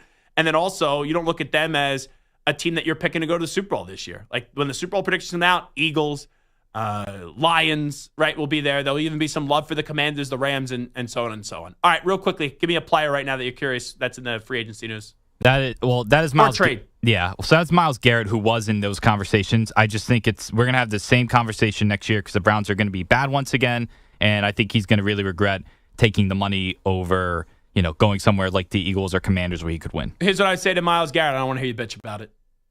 You wanted out, you said all the right things, and then you took the money. So I don't want to hear you bitch when this upcoming year the Browns suck. Samter, who's your player? Devontae Adams, see what he can do. Is he at the end of his rope, or does he still have some flash left in the pan, especially with a guy like Stafford and the Puka Nacua on the other side? If he doesn't ball out, then that's the end of it for him. Yeah, and I still think he's a good wide receiver, and I think Puka Nacua is going to extend his career as long as Puka Nacua could stay healthy because it's a good 1-2 punch. And you got Kyren Williams. I would anticipate that Kupp's not coming back from some of the reporting, but you never know. I've seen crazier things. I'm going to contradict myself here because when I talked about Samter, the whole Steelers, it's Rodgers, right? Rodgers makes you intrigued. This is the last year of Rodgers potentially. Does it go out on a stinker in Tennessee or the Giants, or is he able to save a little face towards the end of his career and win a playoff game with the Pittsburgh Steelers? All righty. Samter, Stu, thank you very much. Ack as well. Thank you to everyone that's listening and watching the program. We'll be back tomorrow. Rich Gannon will join us. We'll talk at 3 p.m. Eastern, noon Pacific time. I'm Zach Gelb. I'm out. Bye-bye. Peace.